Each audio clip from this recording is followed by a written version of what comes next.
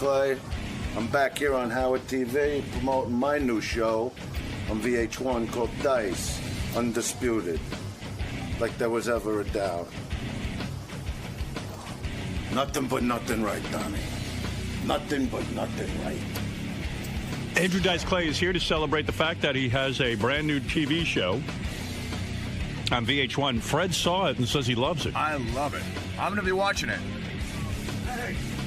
Congratulations, you got a TV show. Now, when does it start airing? Sunday night? Starts airing Sunday night. How do I make this thing a little... I can't wait. Oh, that's better. But yeah, so it'll be every Sunday night on VH1. Yeah, Dice Undisputed. This is a big break for you, right? It's amazing. It is. It really is amazing, and the publicity behind it's been amazing. I see a lot of talk about commercials, this kind of thing. And Fred said he's very excited about it. Fred, how did you see the And he Dice? wasn't excited about nothing. They sent a link to it, and they said it was just clips. I ended up watching the whole goddamn thing. I was so enthralled by it. I loved it. Yeah, because there's like I actually why do you consider love it? you know what it is? It's more nothing. than just the bullshit. You know, like when these reality shows. I think a lot of times it's just actors. It's a real story. It's really a real story, going on. and he's got something at stake here. What is the story that you're trying for? You don't like the word comeback. comeback. Like when I call it coming out of retirement, and the only reason I say that, I mean, I never stopped working. You know, I did gigs. Right. But, you know, like back to when we got back together, I talked about the breakup of me and my wife. Right. And what was more important to me back then was staying in L.A. and bringing up my boys and taking care of them. Are the boys on the show? And you want to know something? Yeah. My wife, actually, I was so impressed with what I showed my wife, and she says his sons are like the most normal kids you could ever imagine. I don't believe that. Well, no, they are. They're the best boys. They're good kids. They are. Yeah, How do you know? I met them. Yeah, but they're on good behavior around you. But let me just say, you can tell. I mean, you can Dice is a tell. good dad. I'm not even going to get saying to talk Dice is here. a I'm good waiting dad? to come in, and I don't get to say nothing. You get to talk all day, every day. Go ahead, you're right. I flew. I risked my life for this show. What the fuck is going on here now? Go ahead, but Fred was complimenting. No, and I appreciate it, but what it is, I actually consider it maybe one of the first real reality shows because it's a real story.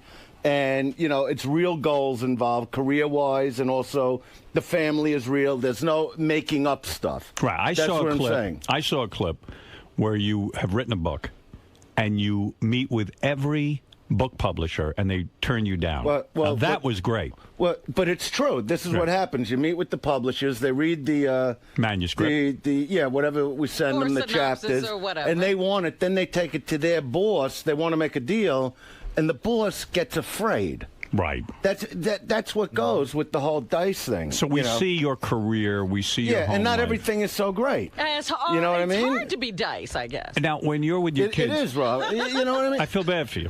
Don't feel bad for me. I don't feel bad for me. Do you discipline your kids at all? Do you have to really come down as a father? Well, if I have to, yeah. I mean, I can't picture you being a disciplinarian. No, I'm a lot different at home, believe me. What do you mean? That's why... What do you have to they know the discipline? difference, let's say, between, who I am as a father and who I am as Did you ever spank your performer. kids? No, I don't hit my Never kids. had to hit your kids? No. Did you ever have to yell at them? Yeah. What did they do wrong that you yelled at them? Can you think of an example? I'm very, I'm all over them, like, about the internet stuff, like, since they're, because I know the predators that go on the internet. So what do? You and monitor? they know more. Yeah, I monitor it, and, I just make sure, I'm constantly on them about, alcohol and drugs and How do this is good advice. How do you say to your kids, don't do alcohol and drugs? Well, they've seen enough examples of people that come and go because of alcohol and drugs. And you never had a real problem with that kind of stuff, did you? No. Right. But what about, do you teach your kids the appropriate way to do phony phone calls? Well, they've made calls. I don't care, but, I made calls. We made calls. Me and Howard made calls. But isn't that in a way you're teaching your children to be insensitive to others? You know what? I'd rather them make phony phone calls than sit on the internet like zombies and type shit in. Now, what about I language? mean? Do you curtail their language at all? I don't curse that much at home. You I mean, don't? if I'm really mad, I will. I got an explosive temper. As a matter of fact, I just fuck. What? No, well, Gary got me mad with something, but I was already mad about something. What were you mad about? Gary or Gary? This fucking guy, Jeff Welk from Entertainment Weekly. Yeah. That he wrote like a little bad thing, right? This fucking cocksucker. He wanted to call in. No, but fuck him because Why? you see the thing, should talk to him. If this guy had the guts to interview me and then wrote what he wrote, why don't you tell him that's that? one thing. I can get him on the that's phone. what these guys do. They're fucking bullies. Right. And they love that they could just write what they want and be hidden. But he wrote like you wear leather gloves. No, leather gloves. I'm too heavy. This kind of. But the thing about that on the show itself, right? You know, I do film myself. Like when I was getting ready for the show with Artie, you know, I'm laying on the bed. I film myself with this little camera, and I go, I'm just too fucking fat. I can't concentrate. I can't focus. Too many things are going bad. I want you to talk to the guy from Entertainment Weekly and tell him what you feel. No, it's not even. Maybe in a little while. All right. I don't. You know what I mean? But fuck him. Go head to head with him. Fuck him. But let's hear what he has to say. But that's Fred the beauty says it's of him. great. You know, this fucking guy whose head is made out of fucking cock snot. That fucking prick cocksucker. I don't like when people fucking do that. I like when you take on your That's why critics. when I went on Billy O'Reilly's show yesterday. Wait, is that O'Reilly? Bill O'Reilly, yeah. The Factor guy? Yeah. You know, he's talking to me about that like Leno and Letterman make fun of Britney. Is that okay? I go, who gives a fuck what they say? These are guys that would make fun, not fun. They put me down for the kind of material I do, and then they're right. They don't even write anything. No. You know, fucking Leno. You know what? They take what their writers give them. They're not even organic comics. You know, and they just say it because right now, you know, Britney's falling apart. Well, you know what? I dig Britney. I don't give a fuck. She needs some help. All right, give her the help she needs. Don't fucking just kick someone when they're down. But that's what these fucking cocksuckers do. Leno at some point wrote his own material, but I guess he stopped. Leno's a fucking asshole that's got a head like a boulder, this asshole. He's got nothing to think about. Oh, I bought a new car in 1948 Dodge. Who gives a fuck what Too many you do? cars. What do you think? You're an important fucking person? What did he ever fucking do? Right. You know, he opened his mouth when we started together years ago, me and you, when I started coming on your show. Yeah. And then I run into him at the Improv, just like this Welk would fucking do. And he's going, you know, Dice, you know, like he's apologizing. He goes, whoever knew either of us would get this far? I go, I knew where I was going. Maybe you didn't know. It's hard enough getting out of bed with that chandelier-sized fucking head. He looks down and hits himself in the balls with his fucking chin. This ugly fuck. Wants to open his fucking mouth about me. Well, you're absolutely And I'm not even kidding. So a guy like this Welk, you know, why don't you watch the fucking series first? I'll come down on myself if I'm doing the wrong thing. You know you're going to get some bad reviews and you're going to get good reviews. No, but I don't care. I don't even read this shit. You. It's not about it. If Fred likes it, that's the first time I ever heard him say anything positive about it. And especially a reality show. But you got engaged, right? I did. Yeah, congratulations what you just did to yourself. what is your 30? You got married. Yeah, and now I'm still going through hell code. My fucking fiance, Eleanor's going like this. She's in the show. You're engaged. Fiancé. Yeah, but it's never going to trust me on this. You're not getting married. You get engaged because you go, I bought her everything already. I got to get a ring. So what am I going to get this for? Buy her a fucking ring. That buys another 10 years. You know? Come home and fuck her eyeballs out. You know what I mean? You will not marry Eleanor? No, but this is what happens. She got mad at me when I was coming in here. She goes, well, I'm on the show, too. I want to meet Howard. I go, what do you think? He's going to like you? You know, she's from South Philly. She's a fucking animal, right? I got to take... Was she a wrestler? I got to get on the plane. I got to be like with Lee. I got to be with guys, happy face, you know? So I don't need you hanging on me and sitting there fawning over fucking Howard. It sounds like the relationship's already a disaster. No, I had a huge fight with her before. Do you like her? We have certain things we like to do together. Right. I think it's a disaster. Where's Gary? Because I told Gary, I said, I'll get her on the phone. Get her on the phone. Get the guy on the phone and give you the bad review. I want to talk to her because she wanted to aggravate. See, this is what a woman should never do. I would have liked to have seen her. I want to see a hot piece of ass. But you know what? Is she hot? She is hot. What does she look like? She's tiny, right? She's not that fucking tight. She's in good shape, though. Right. You know, and then, you know, when they're in the bar, you know, and guys are coming over and they're buying them fucking drinks and they give you the line, oh, well, you know, he was just being nice. I go, is he being nice to the big fat fuck at the end of the bar missing a foot? They're not being nice. They want to fuck your head up so they could drag you in the car and fuck you, give you. Are you jealous? Have you ever beaten a guy up for talking to her? No, but I don't like that. I don't like when. Remember when you beat up when she Presidio? talks to. Did you beat up Arsenio once in a club? No. You never did? No. We went after him because he said the wrong thing in a magazine. Right. Which we went after him. I did it as the Cape Fear character. We just kept going there. And then, like, years later, me and Arsenio spoke about it. And he goes, no, you had the wrong idea. He goes, I said, they asked, what's the one regret about your talk show? He goes, when I have to bring Dice Clay on. So I went after him for that because he'd call me for Sweeps Week. He'd call me all the time. So he goes, no, you don't know why I said that. He goes, all these fucking guys, like Letterman, like Leno, they never put you on. He goes, I didn't give a shit. I wanted you on, but the hell I had to go through from all these groups calling me when you were on. I see. So I go, So it's a well, misunderstanding. I'm sorry. All right. I'm sorry I destroyed you every day for a month. Yeah, right. The fuck am I going to do? Publicity. I didn't want every group calling. Where's Eleanor? Do we have her yet? No, we don't have Eleanor yet. You Gary should. was going to call. We do. Wait, I'll try. What? Hello? Eleanor. Yeah. All right. You're on with Howard Stern. Go ahead. Say your big hello. Hi, Howard. Hi, Eleanor. I would have loved to. Hello? I would have loved to have met you. Oh, yeah. I would have liked if Dice brought in his love interest. No, but I would have liked to have met you as well. Let him talk, please. But there's nothing to say. I would have liked to have met someone. She's disrespectful. How's Dice in bed? I'm disrespectful. I'm disrespectful. You're telling me to shut up for 30 seconds. I'm on the phone. How is Dice in bed? How is she's Dice always threatening me. Yeah. Dice is fantastic in bed. Yeah. No, you know that. Andrew, on the other hand, I pummel her in bed. You can't. I'm relentless when it comes to that. And there is no end to that. And what about why this? are you talking about this? How come? Let me just ask you a question. Number one, you know when I got to. Why are you yelling at me? I'm not yelling. Why are you yelling at her? I'm not yelling. What did she do wrong? He doesn't know he's on the phone. He's trying to reach her. Hi, Robin. Hi there. No, number one, you know when I'm coming to do a show like this, it's important to me. And for you to aggravate me the way you did, and give me a hard time and make me leave. Yeah. I aggravated you. Yes. How did she aggravate you? Because she wanted to come broke here? my balls about it. I'm going, Eleanor, we got a show premiering this week. I got to go in. Dice is scared you'll take away his attention. I have a show premiering this week, too, jerk off. Don't forget that. I date a lot of chicks who can use the word jerk off like that. Yeah. She's good at it. Yeah. You got to see when she does it and says it at the same time. You know what I mean? Eleanor, you were an animal. You were a professional wrestler? Yes. For the WWE? No, it was a TV show called Wow Women of Wrestling. Oh, okay. Wow. Was that with Sylvester Stallone's mother?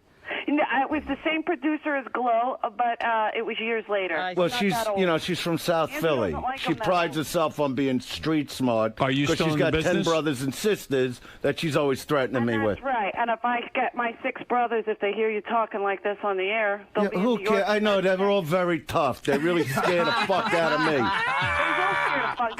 me. In front of my kids, she wants to tell me. In front of Max and Dylan, she's always, oh, my brother Jimmy this, my brother. What makes him so tough? What's a tough fucking brother? Do Max and Dylan like her, or are they kind of her brother thrilled? Jimmy actually is he looks like a little like Bruce Willis from Die Hard. Right. So they make like a big deal out of that. But he's not from Die Hard. He's not fucking Bruce Willis. Howard's trying to talk. What? Do the boys think of fucking girl? Do the boys think of? She doesn't. All right, I'm listening to Howard. Do the boys think of her as a stepmother? Do they respect her? They have like a lot of respect for her. She's absolutely incredible with the kids. Does she live with you? Do you two live together? Yes, and that's the problem. See, when she had her own apartment and I could go over there and just annihilate her, right? And then go home to my wife, that was a lot better. Right. You know what I mean? Andrew, you're I'm fucking around. I'm looking like she's somewhere in here. I'm fucking. You're supposed to have a sense of humor.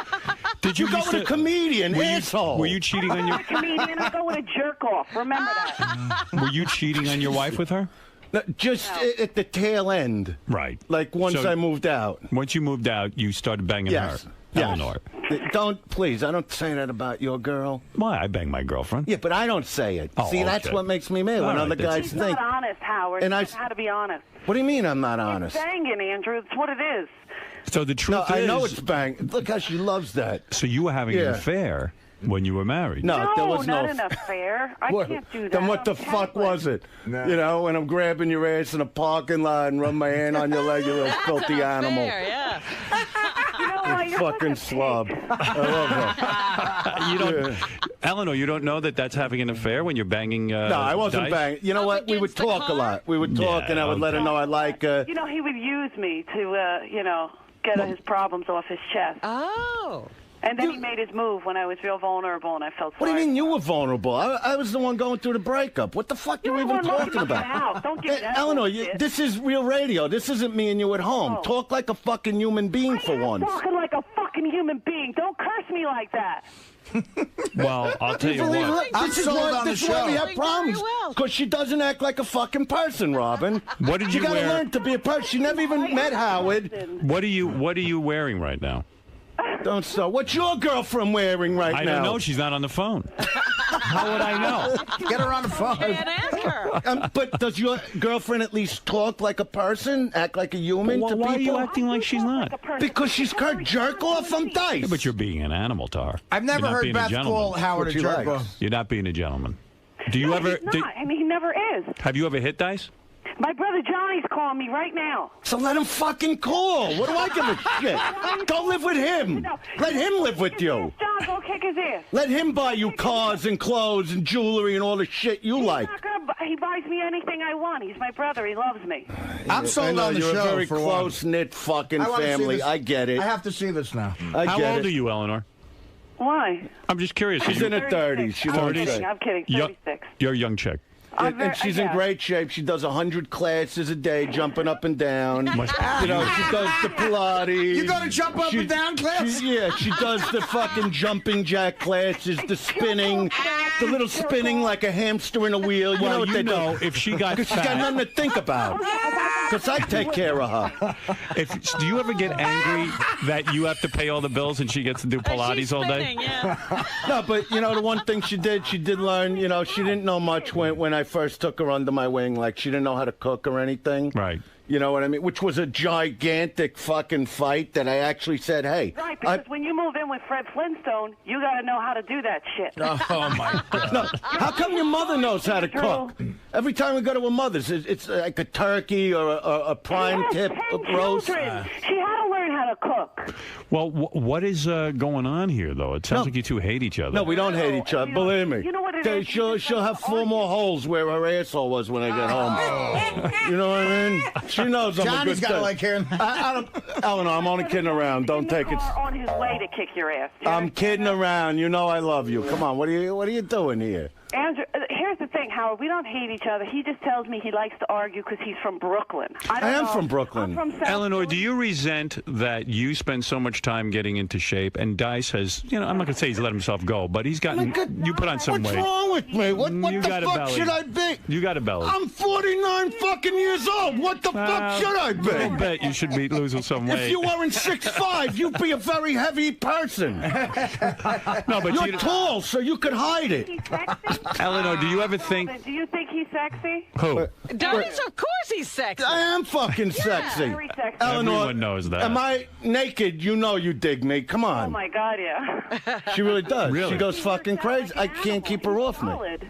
He You is ask. solid. See, you're saying it. How many, and how many times a day does he make love to you? My mother might be listening. I can't say that. But you guys- What do you think? Your mother don't know what I do to you? Andrew, shut up. Yeah, don't say anything offensive now. She knows we're very much in love, you know. But the point is, If not for she the doesn't sex, know we when to wouldn't shut be her together. mouth. Right. You know what I mean? When I'm like even now, she None of them do. Well, Eleanor, what do you They all think? ruin it. Eleanor, They do. They all ruin it. Eleanor, what do you think of the fact that Dice says you're his fiance, but he'll never marry you? Doing this. Well, He said that? yeah, he said that it's just the kind of thing where he gave you a ring to shut you the fuck up. Oh, No, I didn't say that. You did. What do you got to use No, come on. profanity? You said, all right, you said to shut her up. No. You know I really care about you, right? When's So the ring wedding, says- Eleanor? trying to know. The ring says you're with me, like in Donnie Brasco, But right? when are you going to set a date? Nothing but nothing, right, Donnie? Eleanor, do you Nothing want to but get nothing married right. to Dice? Of course I want to get married today. When will you get married? Well, I don't have know. time we've right been now. taking it slow. You know what? I told her when we got engaged, I said, look, if I ever come to you and say, now's the time, let's just go do it, because I'm very he busy. wants to just run to Her fucking the local, sister-in-law store. starts sending her... Shut up a minute! I want a fucking real wedding. fighting. I don't want to go to some hole in the wall. Yeah, and she's talking about 300-400 people that I never. What am I on? I'm going to sit there for people to come over. I would never do I that. like you. I'm not doing it. I don't blame you. Now, when you get married, you'll do like probably a little private ceremony. Right. Maybe Artie will be there. No, not even. We're going to just do our own thing. I don't want to go. Yeah, we're going to do our own thing, and then maybe have. You're not with that girl again, are you? No, you never got back. All right. She wouldn't stick with him through the It's so night. She great fucking once hit the fucking road. I want to go.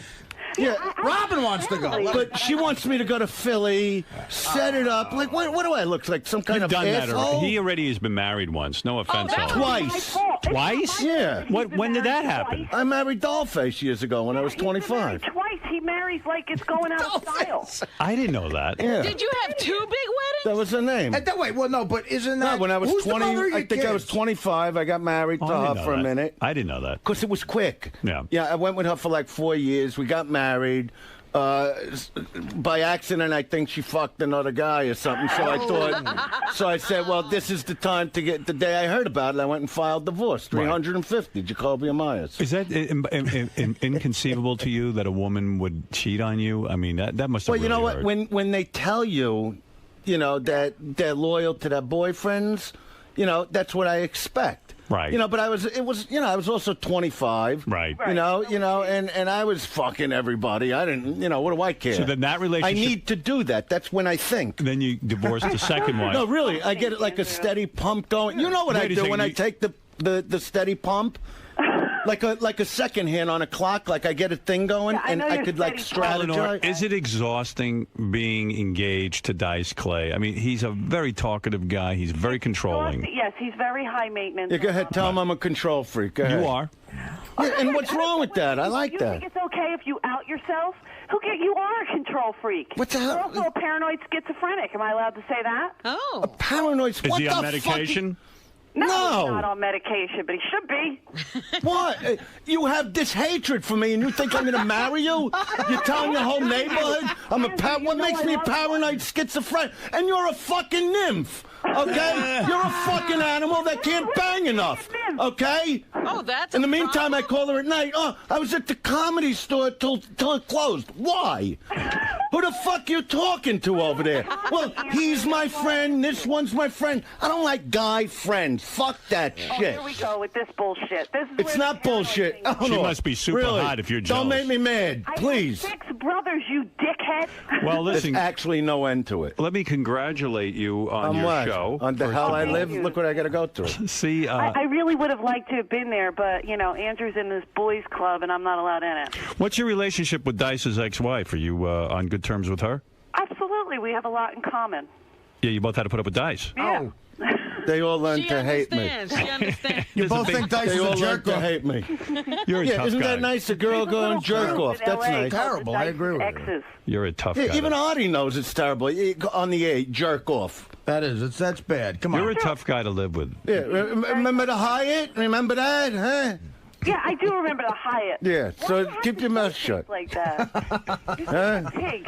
Well, the show is going to be. She really is an adorable girl. I really love her, but sometimes she just gets on. You know, she's one of these girls. Bring with her the, in the next time. The mood swings. You know. Bring her in the next Well, I'm time. going. It's that time of the month. Go have that time of the month with your brothers. Then Are you going to come have back kids? next week? Are you going to have kids with her? Do I want to have? I don't. You're asking me questions. How do I Eleanor, answer do you that? want to have kids? I don't know.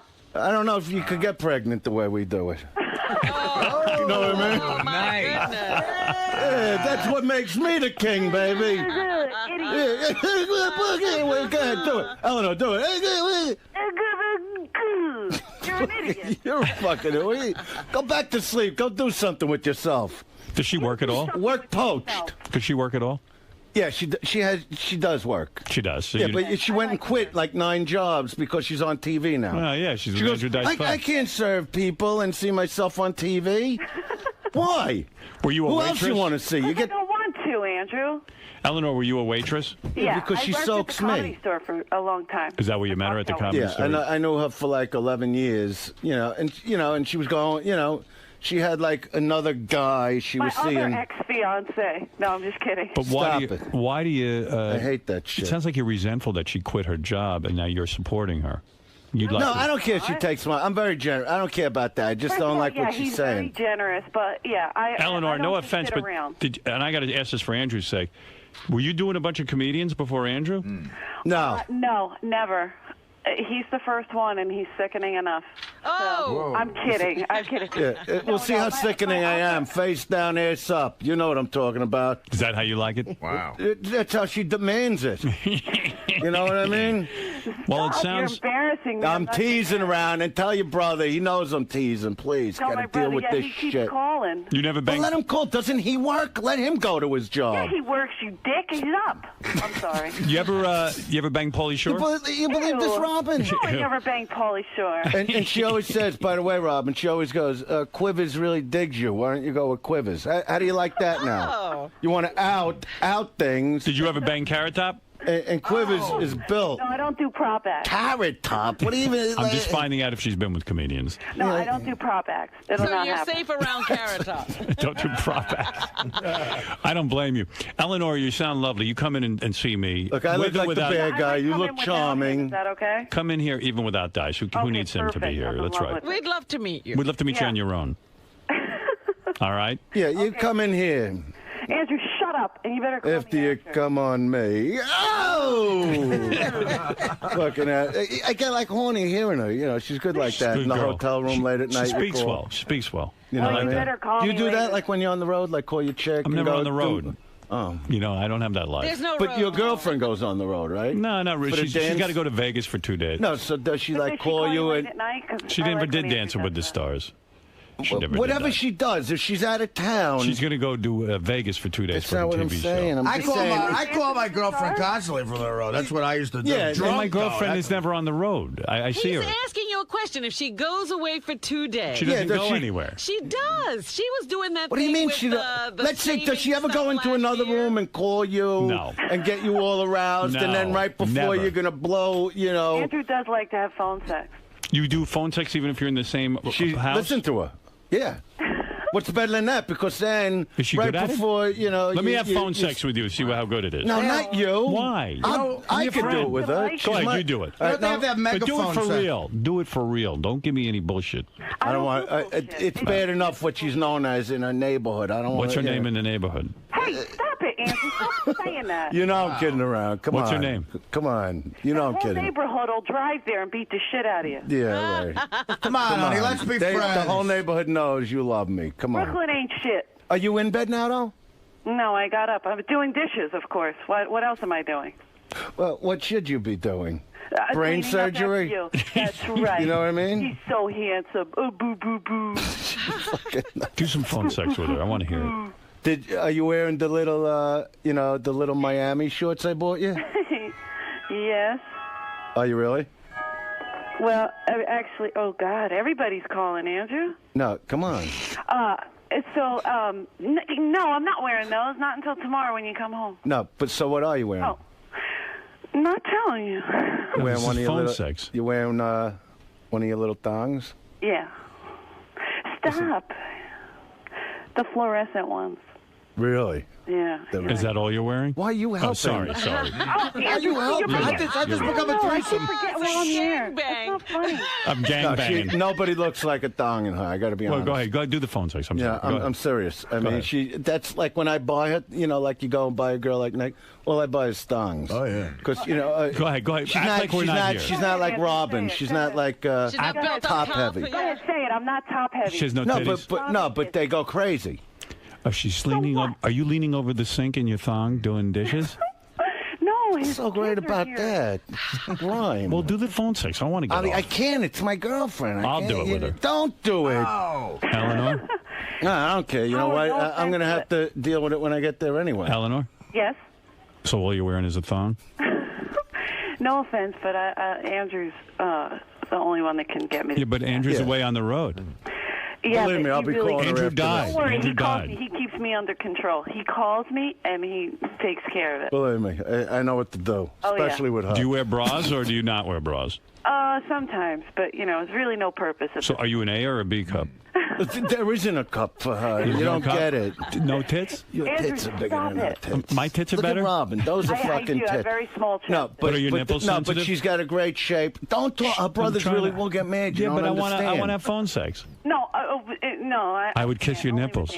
Great. And I'm going to kiss your girlfriend's nipples all over fucking No, you can't do that. Hey, come here. What's the matter with you? They're very sensitive. You know what I mean? It's not even right. You don't let me talk about your phone fucking sex. girlfriend. Then have phone sex with your girlfriend. I'm not going to have fun. I don't need the whole world to hear me. You know, she knows what I'm going to do. It really does annihilate the situation. Yeah, I mean, believe me, I'm I don't good hear at anything that. all that sexy. What?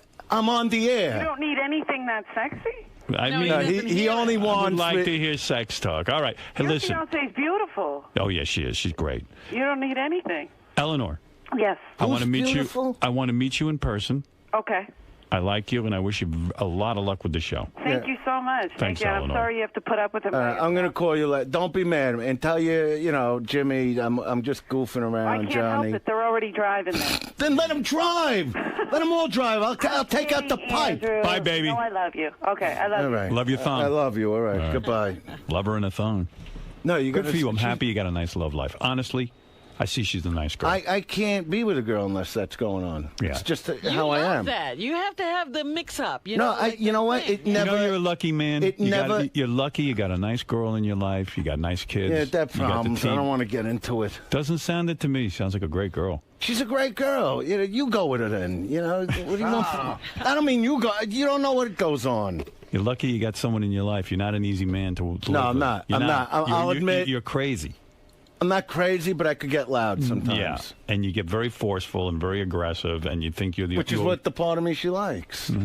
Sometimes you don't negotiate. A little bit. Well, then Little what bit. keeps going wrong with these I'm not relationships? saying anything. I'm not saying Little bit anything. now. But If everything is wonderful, what goes wrong? No, but that's what goes on. You know, like she'll get called. Like Did she you don't go edit with the anything? comics. She don't go, but they call her. I know. I didn't. And know I'll you say, did. "What the fuck is this guy calling you You're for?" jealous. I'm You not are. You are. You're All right. jealous. It's No, nice. I just don't like it. Because you're jealous. Because I don't let the girls I'm friends with call me. You don't want to. No, I do want to, but I'm No. respectful of her. You did you No, edit anything? Did you edit anything out of the show that was sensitive, or did you leave it all in? No, I try to leave even more than they put in. Right. You know what I mean? The Okay. show is really, you know, it's a very, like I said, it's a real show. I mean, I show you. I try to give a glimpse into my crazy world. Yeah, and that's you what know? I think people are going to be very interested. Yeah, to I see don't that. hide when I'm getting out of bed. I want people to see like this is not, you know. It's not all the glamour. Yeah, everyone it's not thinks. all the glamour. That's We why I got see mad you at. here, and it looks glamorous. Yeah. But when you're in but bed, when I it's- wake up, believe me, it's frightening. did you, know what I mean? resent having cameras on you all the I time? did it. I did. Where's? Can I have? You know, Uncle No. Lee loves you. No, listen. I'm not going to film anything. I Did just. you? No. Did I'm not you- going to film anything. No. You had some professional camera crews with you. No. Yeah, no, what happened was, this is Right. what happened. Okay. This is how the show got sold. I filmed the show that Right. nobody asked for. Oh, and now you sold it. So what happens is, a lot of the time, it is just me filming. I call it Robo Dice. Right. Sometimes I do it with one cat. That's I've why I seen want you to do show it. you the camera. I've seen you do it. Okay, no, but not with these cameras. I saw anyway, you do it. So then, when they start, there's three ways it's done. It's me filming me. Yeah. Like at night, like when I was aggravated right before I went to Boston to meet Artie. You know, I'm laying in the bed talking to the fucking camera, going, "I'm too fucking fat. I got this on my mind. I'm not focused the way I should be." Things like that. So we see so the I inner show, workings. Yeah, I show it. Right. You know, I'm not afraid to show it. And Artie, you have worked with Dice. Yeah, I can't wait. I'm actually going to be part of an episode. I just signed my contract, and I can't wait. I can't wait to see how it all gets put Yeah, together. it's all man. good. It's all good. I saw the clips, and I really enjoyed the clips. Man. Yeah, I'm trying to show realism. We get it. I'm gonna watch. You got us all convinced. There's no question we're going to see what you're up to. And according to Fred, this is something that should not be missed. Now, Fred never gets Well, excited you know, about like, Fred's anything. not excited. Absolutely not. Honestly, Fred has liked Very one little other on show. television. Well, you know the goal is Giant Stadium. You know. Yeah. that. What is your goal? Well, professionally, I want to do something I'm very, like I say, into my kids, right? Right. Which you know, and you want I them know to you're see into. you. You want them to see you. I'm at Giant trying to Stadium. teach them by example. Right. You know, and they, you know, I went back. I did the Garden in 2000. All right. You know, so they've seen something, but I want to do something so big because I'll be honest. I hate when I hear, and I'm not into politics or any of that shit. You know, that's not my thing. But I do hate when I hear people talk about ever since 9/11 about how this isn't the country it once was. And I'm trying to do something because to me it's still the greatest country and always will be, to do something so big in the world of stand-up that you can still, in this country, do any dream and push yourself to do anything you want in this country, and it's the only country you can do those things. No, but I'm serious because yes, it would be a personal goal. No, it would be a personal goal. It would be showing my kids, and it's like saying, "Hey, you." That's why I call myself almost like the Rocky Balboa stand-up. This is Eleanor's brother on the phone. Yes, Joe. Yeah, go ahead. She don't have a brother. She doesn't. All right, then it's not. Okay. Yeah. I'm trying to tell you something. Listen to me. I hear your dream. We heard you. All right. We heard you. Do me a favor. I'll go. You got my Uncle Nuts last night. He just wants to say hello. Can you come in a minute and say hello? All right, real quick. Where's Uncle Lee? Come on in, because is this really your uncle? Uncle Lee is with me since I'm 17 years old. Okay. He was a singer in the Catskills. He told you the whole deal. You remember this guy. So I call him my uncle. I remember him. And, you know, Lee. he was so he's also a big part of the television show. Hi, Lee. Howard, may I say this? No, seriously. And I wanted you to come in when I was fighting with her because you were in the house when we left. Who could calm you down more than me, Andrew? No, it's the truth because he saw the fight. Let him say something. I have to say, I'm just saying. I actually can't believe I'm here. This show, the whole thing, the excitement is exciting me. I mean this. And I want to say something in all sincerity. Go ahead. What Andrew has done for me all these years, right? The encouragement, anytime I'm down, giving me a reason to go on. No, but the truth, Lee, no, because I was trying to explain how the show got. No, I will. No, but he gets a little nervous. I'm just saying something. Are you nervous? It's not about nervous. It's about being excited, Howard. Right. See, you maybe don't understand what you do to people. I'm telling you this. Everything Andrew has done for me, and no one has done more. I'm not stupid. I realize and want you to know you are so responsible for what's going on. Oh, that's nice. No, it's not about being nice. It's about what a mensch, what a gentleman you are. And no, I'm going to say something. I'm going to say something to you. All right. We talked about preparation. Right. You must be prepared. And I say this from my heart. You have to be prepared. Remember, it wasn't raining when Noah built his ark. No, right. That's the preparation. And I am going to say something. Lee, I asked you to tell him what the fuck happened in my house. No, all right. Listen, because I got to move on. Dice, listen to me. I love you, and I'm pulling for you. And everyone, please watch Sunday night. Andrew Dice Clay, Undisputed. I want to thank Uncle Lee. I want to thank Dice Man, and watch the show. I'm going home to a war now. Thank you, Dice. Thank you, Uncle Lee. And remember, this is a country where any dream can come true. That's the whole thing. For the rain. Thank you. Thank you. All right. Thank you. I got to deal with this. Dice. Yeah. Always problems, man, with these women. It's just, I'm going to be in so much trouble now. She's a firecracker, though. It seems like she's good for you. No, they're all good for me. Don't you say? You'd be good for me. I'd be a calming force in your life. Would you see? That's what I need. She's too much like you. She's wild. So what are you doing? Well, you can't help who you fall in love with. That's how it goes. You know what I mean? The heart wants what the heart wants. Yeah, in the meantime, I go home, she knows what's going to happen, and then everybody's calm for the minute, and then I'll shower. Do you still have a good time in there, Dice, despite... Yeah, no, always. It's always great energy going on. You know, but I walk out, I'm like wiped out after I walk. You know what I mean? It's like I come out of there, I need a rest. Right? You know. Now you're going to have to deal with more phone calls even after you get off the air from her? Well, yeah, I shut my phone actually for now because I got to do more on Sirius now. And then I'll deal with it. I can't think about her, this animal, what I go with. All right, man. Good luck with your show, Dice. Thank you. Thanks a lot. John Hines, Steve Langford, come on in and tell us what's going on the Howard 100 newscast and also in the wrap-up show. Here's Steve Langford, everybody. Just some of the stories we're working on in the Howard 100 newsroom. Gary the Retard's birthday lunch, a sweet celebration at the Hawaiian Tropic Zone in Times Square. But the big news... It was over $600. What? that lunch. Who was there? Shuli was there. All the freeloaders. I gave $500 for Gary to eat, and every freeloader in the company showed up. Oh my God. Well, apparently a good piece of tape came out of it because the big news on the way there, Howard 100 Shuli getting a tremendous piece of tape, an NYPD officer in a patrol car, seeing the stern crowd on 49th Street, taking Gary to the restaurant, the cop suddenly announcing through his car loudspeaker, quote, "Shoo, shoo, retarded flu." That's great. An obvious homage to yesterday's Stern show. Oh, that's fantastic. Thank you, officers.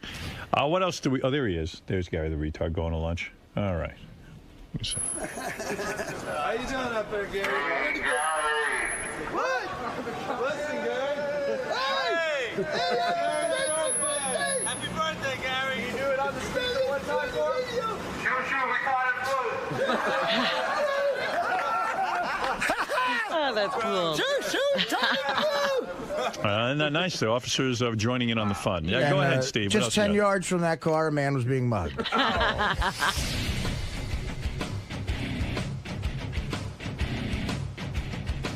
What is this? Well, Gary, I'm on the air. I can't.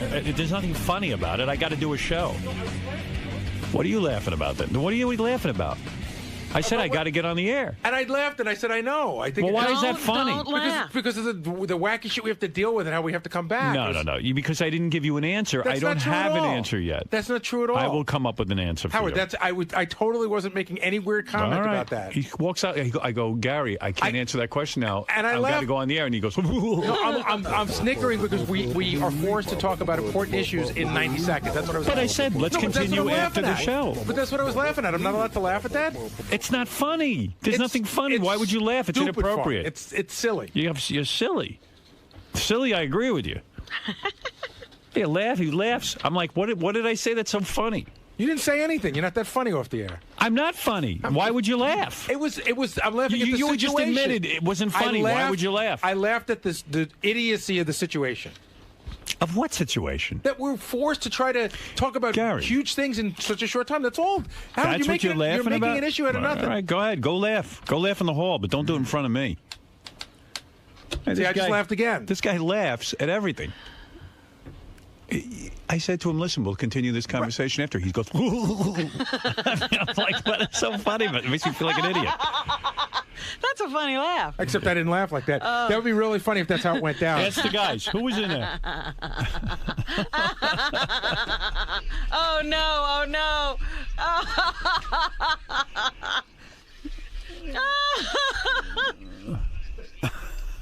What is going on over there?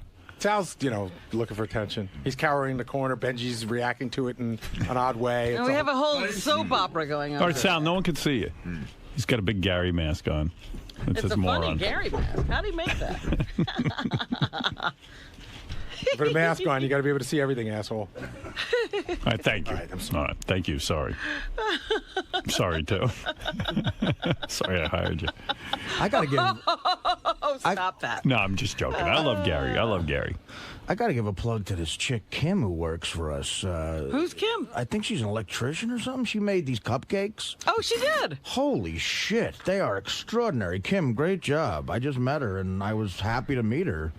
Maybe she should go into business. She makes homemade cupcakes and brings them in, right, Richard? Who is she? I think she's one of the electricians. Yeah, Kim. Yeah. Very nice girl. But Gary did something with the cupcake that was so disgusting. He was in his office licking the icing off of the cupcake. Hey, I'm in my office. You come in, you don't knock. You don't know what you're going to see. And he goes, I'm not going to eat the bread. There's no carbs. And so he throws the bread away and just licks the icing off the cupcake. There's no carbs in the icing? I was joking about that, but at least I brushed my teeth, you fucking hillbilly. At least I don't have your teeth. I was going to say. Oh, good one. Miss that, asshole, what'd you say? I said at least I don't have your teeth. If you keep on your way, though, you're not going to have your teeth either.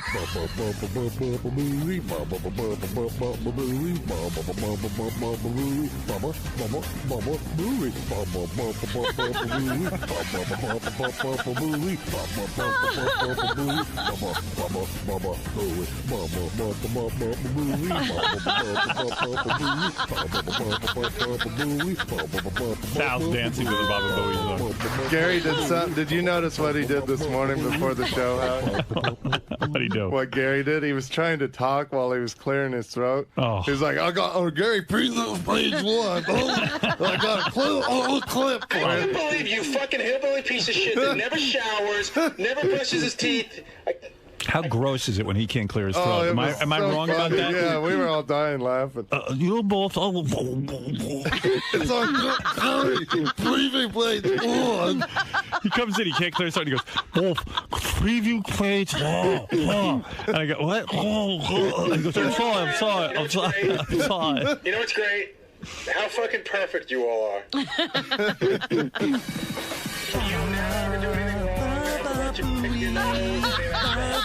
I could watch a whole episode of this.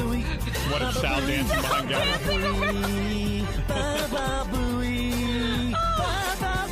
With the songs going. Sal's a good dancer. Well, he was a white rapper, remember? That's right. Yeah, you managed to gross out Richard, the taint-smelling rotten tooth. Sal has a giant blow-up of Gary's face that he straps onto his head, and it looks like a bobblehead, and he dances. Every time we play his song, he dances.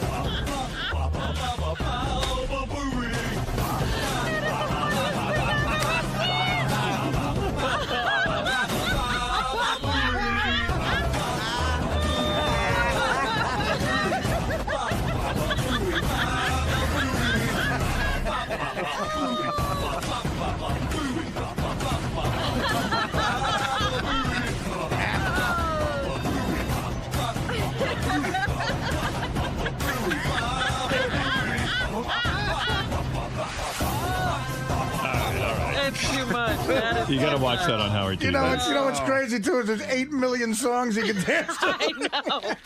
Ba ba ba ba ba ba booey, ba booey, ba booey, ba ba ba ba ba ba booey, ba booey. Sal would like to dance some more, Howard, but he's so fucking out of breath. Ba booey.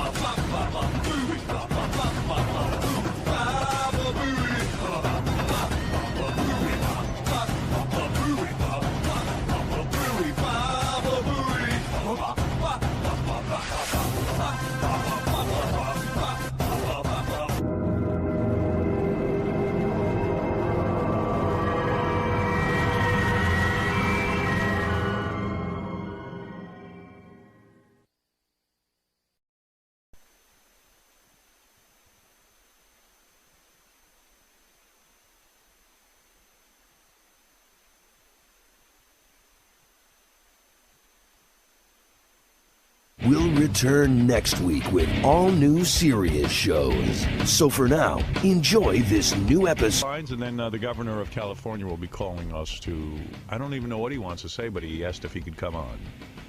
Arnold Schwarzenegger, governor of California. Lisa G. in a summer dress today. I Lisa, know, thank God it's 80 degrees. And what is going to happen now that it's 80 degrees? I mean, how Dresses, sandals. You're really I'm so happy. Okay. Jogging in the park. Easy. Let's go.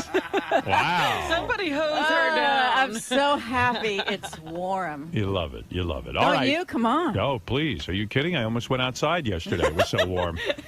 You know, everyone said to me, can you believe how warm it is? How would I know? I'm locked up in a cage. Yeah, somebody asked me, and I was like, I really don't know what the air feels like. Really? Come on. Well, I actually went to dinner with Mary McCormick last night, who is my movie wife.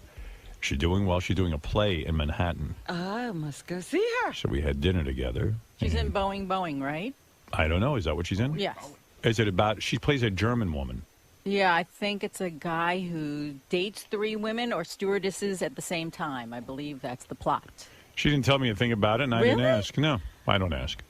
I don't want to know. You don't want to know what she's doing. I told her I hate plays. Oh, geez. She goes, well, you're going to come and support me on the opening, right? I go, what night is it? She goes, a Wednesday night. I go, I ain't going. I got to work the next day. She goes, it's 7 o'clock, for God's sake. I said, yeah, when's it over? Well, you could go to the red carpet is what she means. You don't have to say. Oh, really? Can I sneak out? When's it over? Yeah, what time's it end? I mean, honestly, that's American Idol night. It's a big night. Oh, yeah, I forgot. I'm just kidding.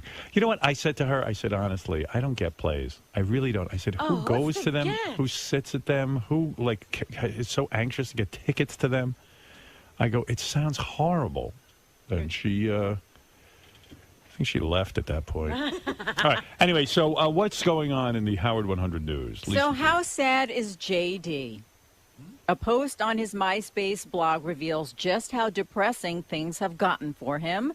The post was written the day of Artie's attempted attack on Teddy and states, quote, what happened was controversial. Some people don't even believe it's real.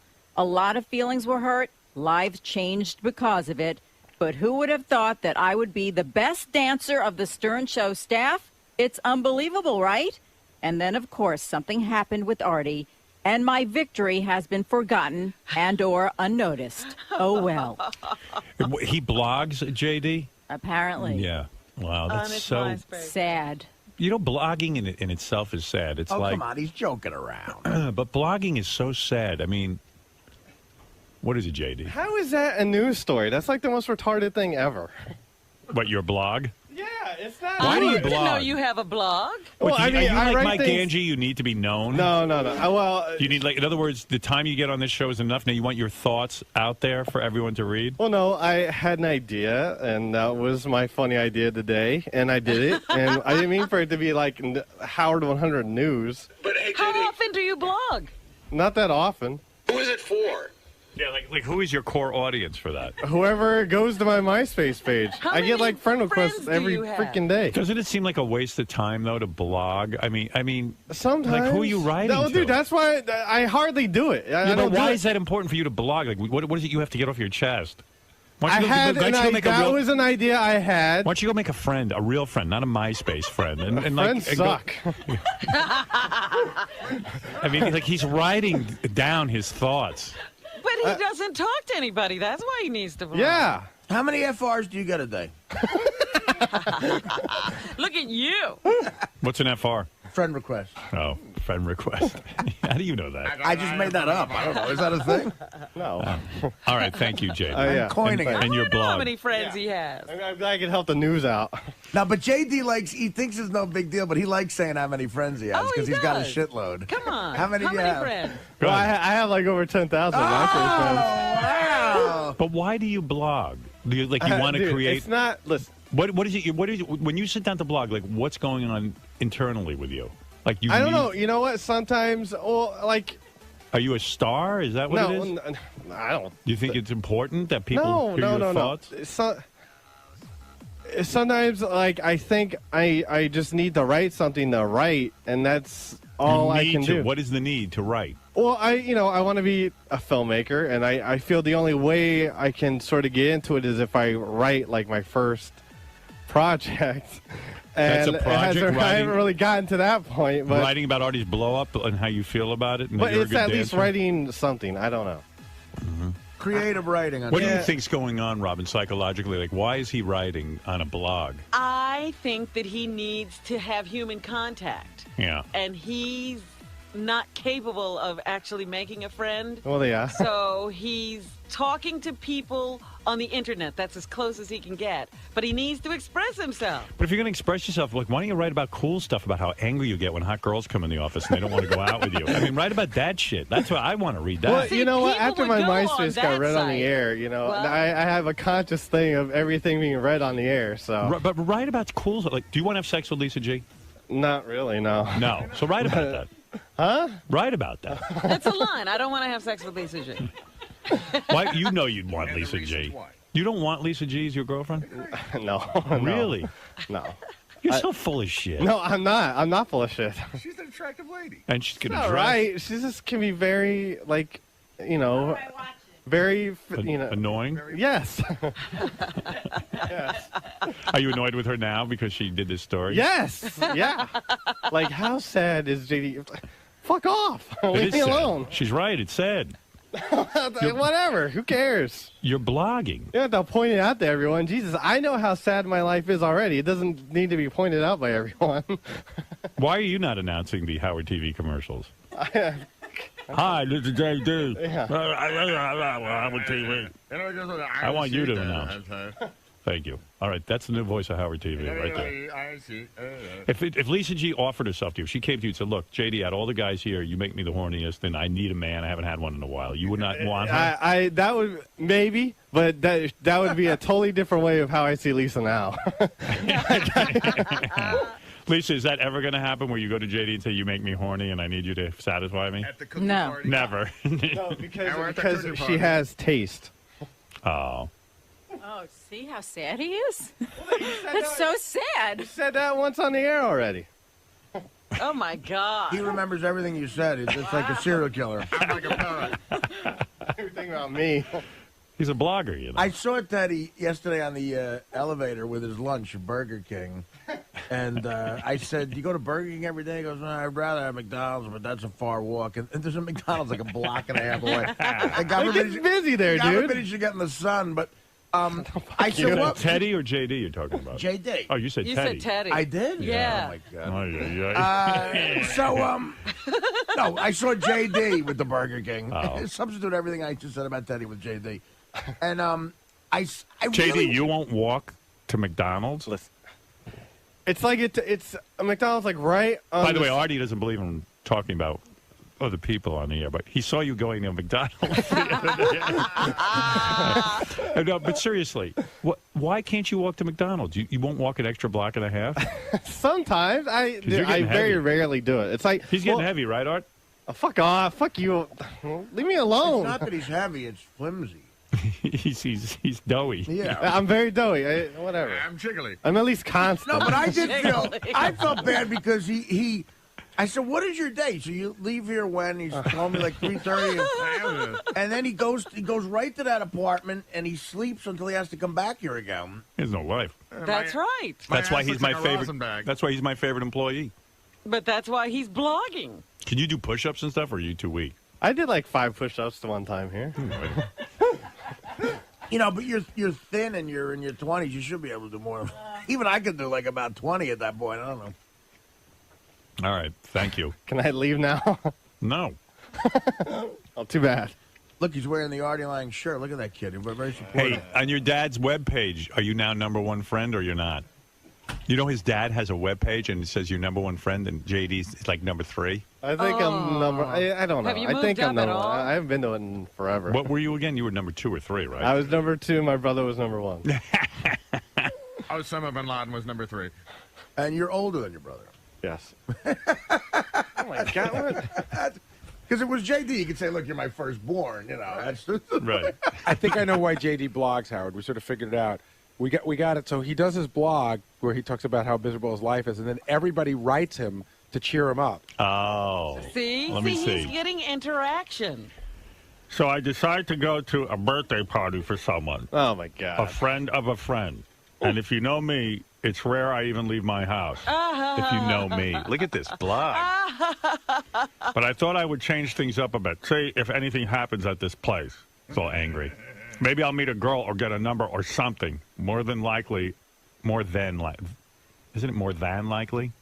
What did he write? THEN. Oh. More than likely. He's blogging.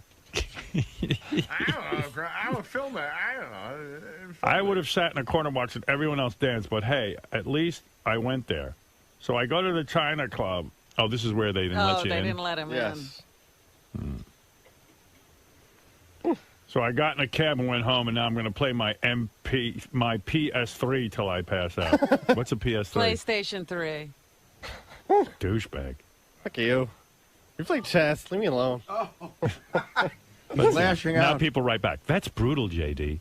It has happened to all us at one point or another. Enjoy the PS3.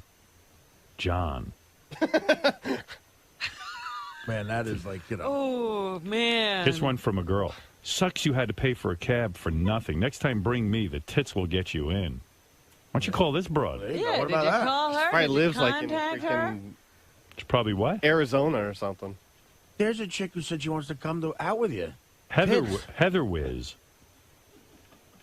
This guy goes, that sucks, but don't give up on the nightlife because of it. Rachel and Jake.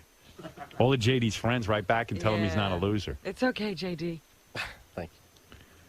Fresh Kid Eyes. I used to sit in the corner and watch everyone think. I used to do that. I soon came to realize that the people I was observing, the people who thought they were cool, were not the kind of people I wanted to be around.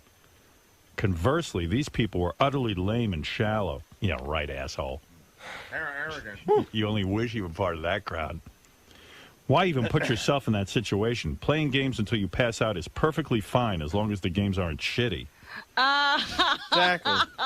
This is like Nerdville, Ooh, USA. I'm telling you, what hole have you fallen in? I don't care about those kids. I want to stay home and play PlayStation 3. Who wants to be them? Fuck all those cool kids.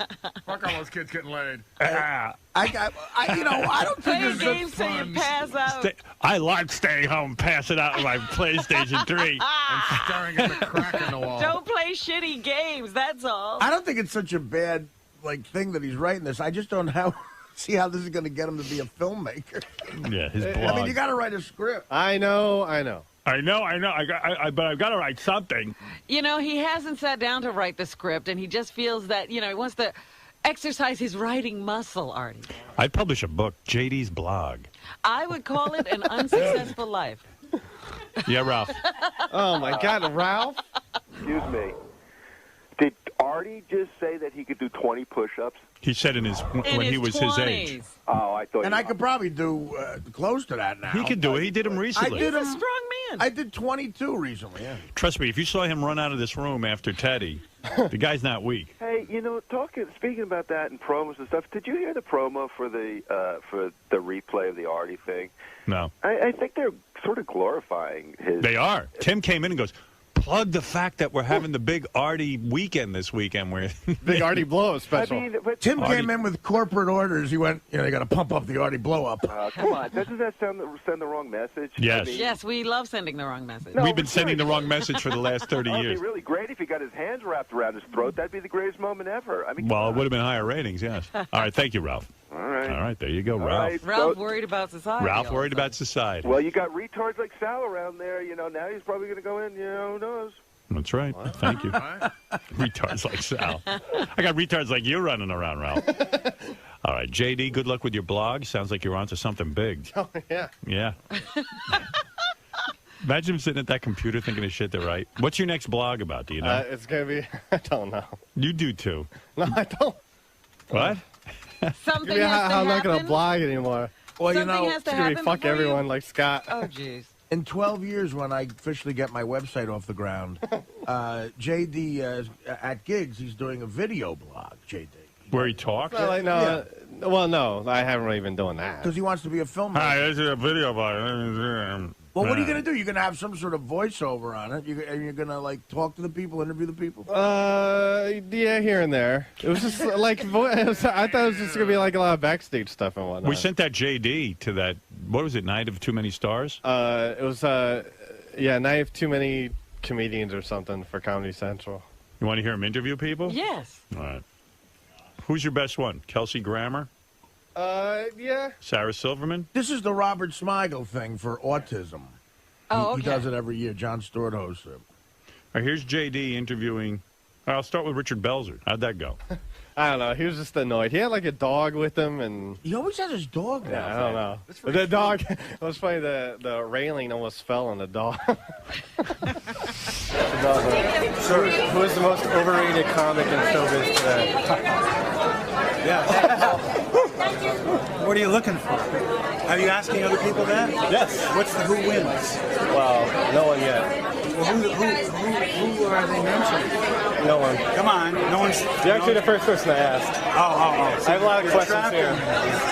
I can ask you. That's not a fair question. Like, why are female comics not funny? That's not true. As you know. Why are you trying to be provocative? Did you ask Sarah Silverman that question? What's the worst? Bunch your fucking lights out. What's the worst thing about being you? The worst thing about being me? Talking to you. Describe Howard Stern in one word. Genius. Thank you very much. Okay, very nice to see you. Richard Bell's a good guy. Anybody who calls me a genius is a good guy. Here's JD with Kelsey Grammer, the star of Frasier and his new show I don't know the name of. Kelsey, Sirius Satellite Radio. Thank you. Who will you be voting for and why? John McCain. And what happened with you and Howard Stern? What happened with us? Still like him? I have nothing against Howard Stern. Just don't come on the show? Well, I haven't been asked. You haven't been asked? Say what I mean. What, he run away from you? India. Are you Howard Stern? Haven't been asked. How'd it go with Sarah Silverman? You must be attracted to her. She's very cute, yes. Yeah, you want her, right? I don't know if I want her. What do you want? What do you want? Not you don't her, want Lisa not G? Lisa. You don't want Sarah Silverman? Yeah, well, like, I don't know. You want that chick Flo Rida brought in? Yes. Like her. All right, here is Ashley. JD and Sarah Silverman, the comedian. Sarah, Howard Stern. Oh, hey. What's up, Sarah?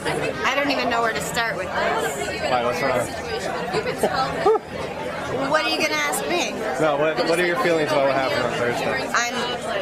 I can't get my head around it. My head is spinning. My heart is sunken. I can't believe we have to wait a week. She's talking about, of course, the Artie incident. Artie's blow up. If he went to Amsterdam, then maybe everything's okay. I just hope he comes back. Yeah. If you could kill one celebrity in Hollywood, who would it be and why? Nobody. Fuck. You. Why me? I don't know. Something about the hair, facial hair, and the teeth and the smile. Is Ellen DeGeneres funny? Come home, Marty. I love Ellen DeGeneres. I think she's really funny. Come home, Marty. We love you. This has got to come from inside you. I love you so much. Rate me on a scale from 1 to 10. Rate you on a scale from 1 to 10? Guys, did you get Jimmy and Ben a wedding gift? I gotta move her on, guys. Your boy gotta move her on, guys. Thank you, Sarah. She was saying she loves me, and you crowbar in a question about you. Yeah. It's my first time, Artie. I'm sorry. It's very unprofessional of me. Beth went to Jimmy Kimmel's show last night. She's in L.A. Uh-huh. And I said to her, like, well, why are you not coming home? Like she was, she had some business to do there. She wrapped it all up, and I said to her, I go, like, why are you hanging out today? Like she goes, well, my flight's first thing in the morning. I go, yeah, but like she was going to dinner with Jimmy and some other people, and going to Jimmy's show. Jimmy's show's a party in the back by the green room. They have a big bar. Oh, great! People go to. You know? I go, what are you? What are you? Party Central? I was like, I want you in L.A. I'm marrying you. That's what I'm talking about. I need service. Where were they going? Were they going out like a full night? Or Yeah, like, they were going out. I never heard from her again, so it must have been a good night. I hate that with a chick. I'm like, I hate not getting the update late because your mind starts wondering. I'm like, come home and watch me play chess. Come home and watch me blog. Let's see. Oh, Senator Robert. He's not a senator. Who? It's Robert F. Kennedy Jr. He's not a senator. Oh, whatever he is, I don't know. Yeah, Richard put that in. I think Richard thinks he's a senator. I think I told Richard His that. father was a senator. Right. He's something. No, he's Robert Kennedy Jr. Okay. He's not anything. Dude, I don't know. He's an You don't know that he's not a senator? I at least know his name. I don't know his professional status. Fucking retards all working here. Sorry. I just have one quick question. Do you support the merger between XM and Sirius Satellite Radio?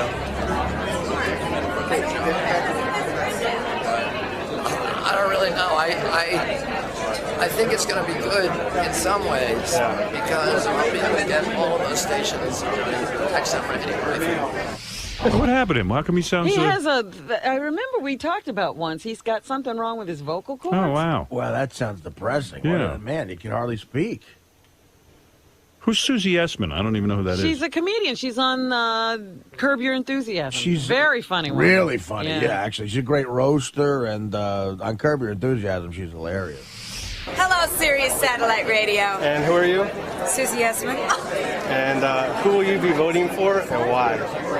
Oh, I don't reveal that information. Do you think comedy is too vulgar these days? What the fuck kind of question is that, asshole? Hey, man. Do you think Pam Anderson is misguided or just stupid?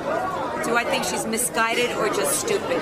I don't know her personally, but the fact that she's visiting the president right now, as we speak, I believe, makes me believe that they're on a very similar level.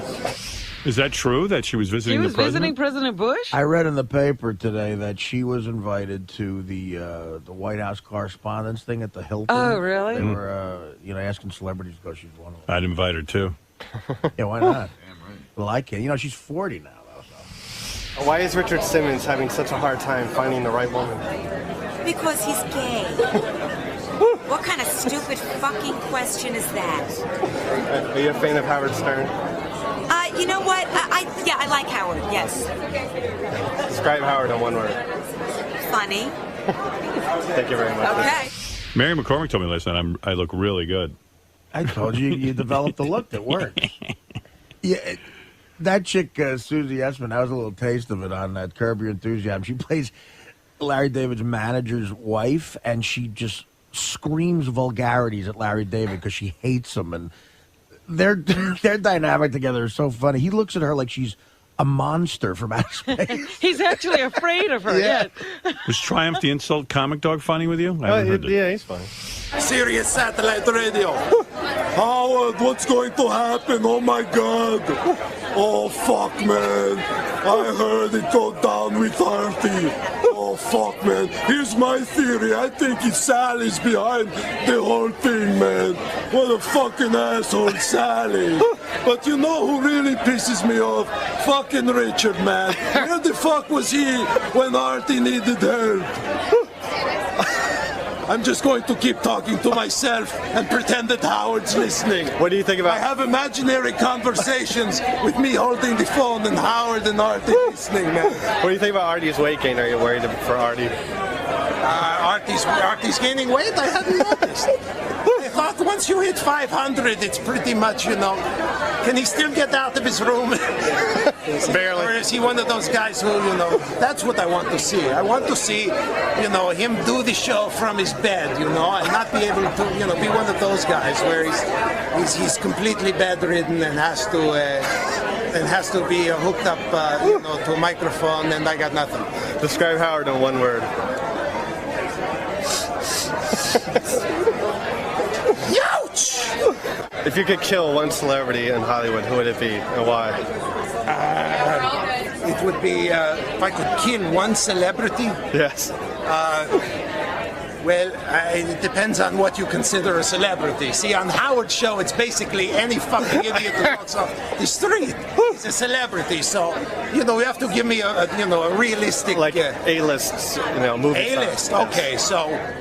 Okay, so now we're not talking about Richard or Sal. No, we're more like in the Baba Booey category. Not even that, higher than that. No?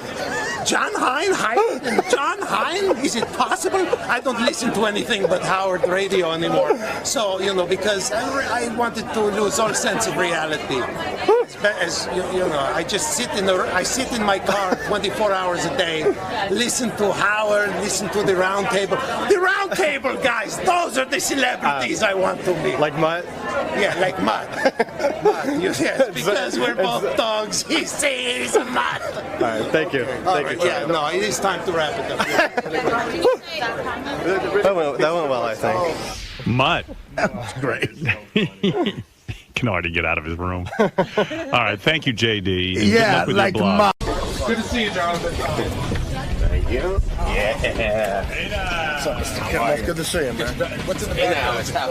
How are you? Good to see you. Everything good? Just my computer. I don't know what kind of undesirables you guys are going to have in that room, so it's going to be plenty.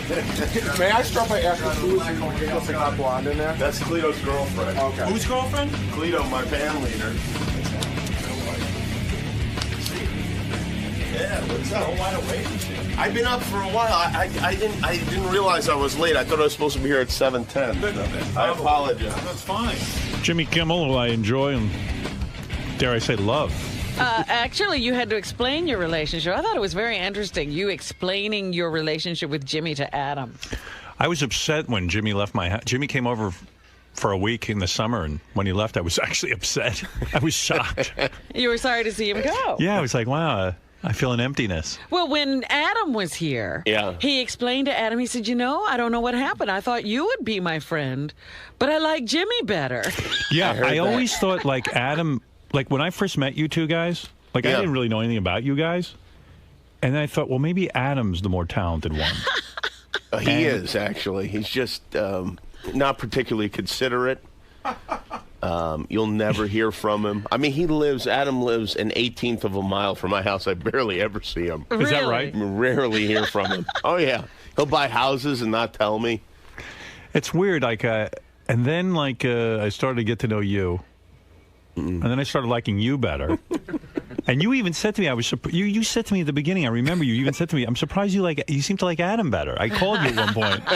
I think I said it on the air. I think we had it. You even said it to me in a private phone call. I'm sure. Yeah, and I said, I know I'm calling you, but I know you like Adam better. He goes, well, you offered Adam a job. I go, yeah, I guess maybe I do think he's more talented or something. And then all of a sudden there was a switch. Yeah. And now I like you better.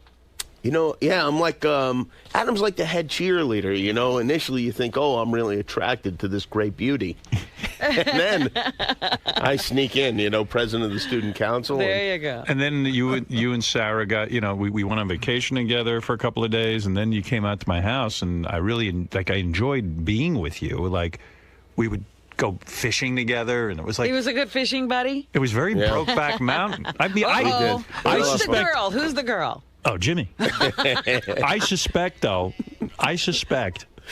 that, like, Jimmy has a lot of male friendships where he's a good guy and can relate to people. And he can, actually converse and enjoy them. Keep in touch. He does all the things that could make a friendship. Yeah. And this is so rare for me. I don't ever like hanging out with anybody. Yeah. So it was really nice to, like, kind of have a male friend.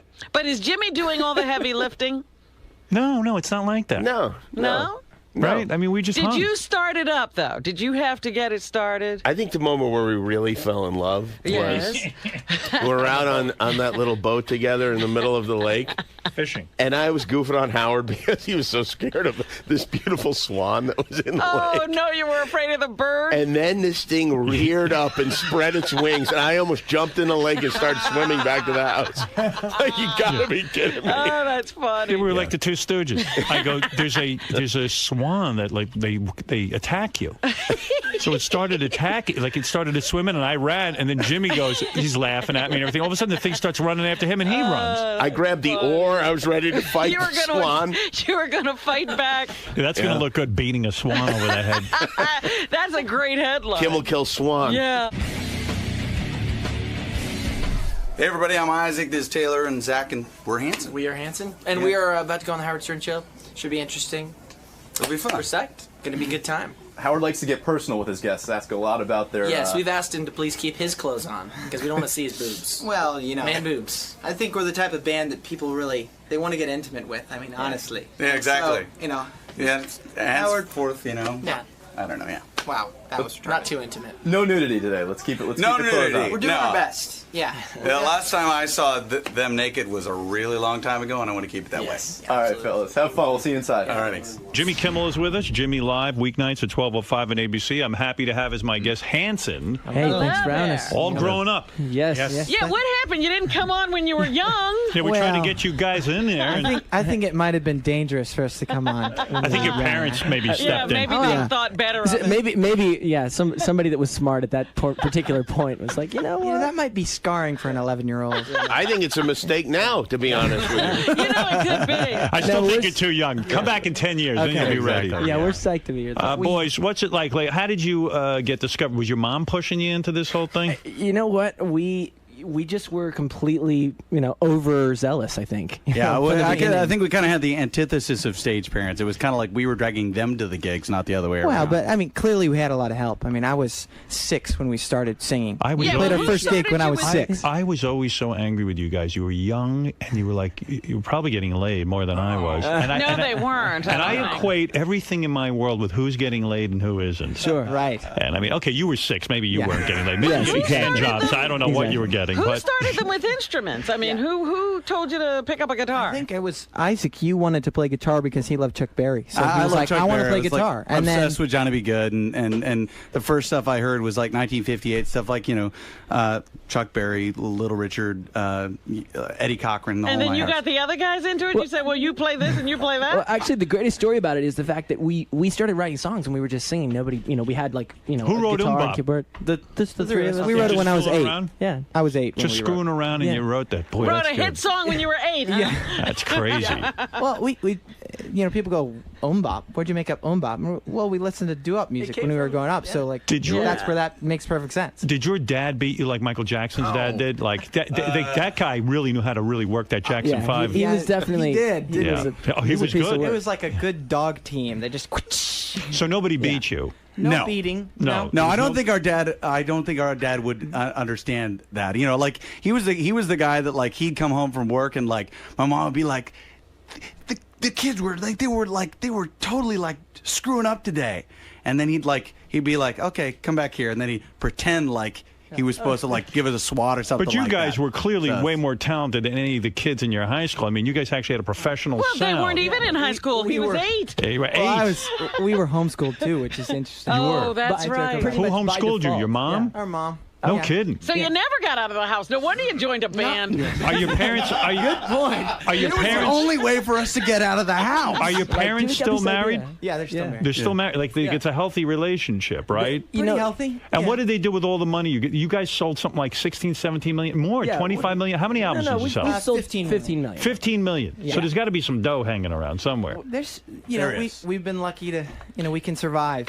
How did that work out? Like, in other words, where did all the money go? In a separate account? To be honest, our parents were so freaked out that everybody was going to be like, okay, here's the stage parents, like, going to do the classic thing, that they were really conservative when we were too young to really manage They it. did the opposite and of just put take it our away. money. They put it like all in bonds.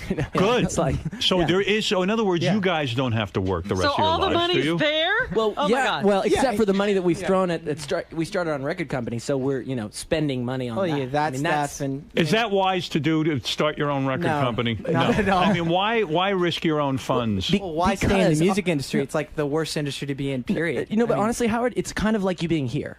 It's serious. It's like the decision to be in control and to know your audience. I mean, that's what it was. But 'cause how do we- you promote your music then? And doesn't the record company go out and get you on radio and all of that? Howard's Get on Howard Stern. That's Yes. true. That'll sell enough records. That'll sell enough records Actually, to what we keep said us was we're going. just going to quit. We're going to not do anything else except for we're going to focus on getting on Howard Stern in that way. We want to be the. But wait a minute, you bring up in-studio a band. point because they were a young band. You had a record. You were on a record label, and you had a great deal of success. And then what happened?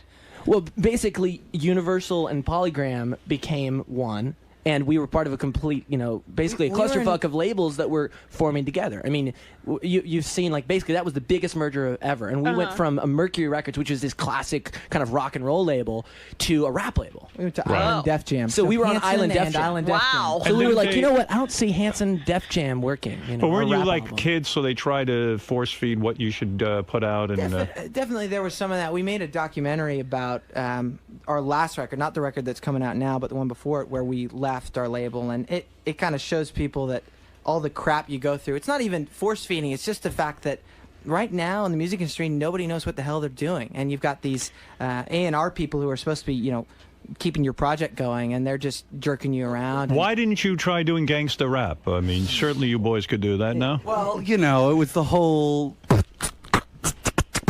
Yeah, exactly. We just do the beatbox. I can't believe this kid's 6 years old. It's unbelievable. That's very mature. Now, here's something I was surprised to learn. All three of you are married. Yeah, I remember when they started getting married. You were one of you was still in your teens, Yeah, no. right?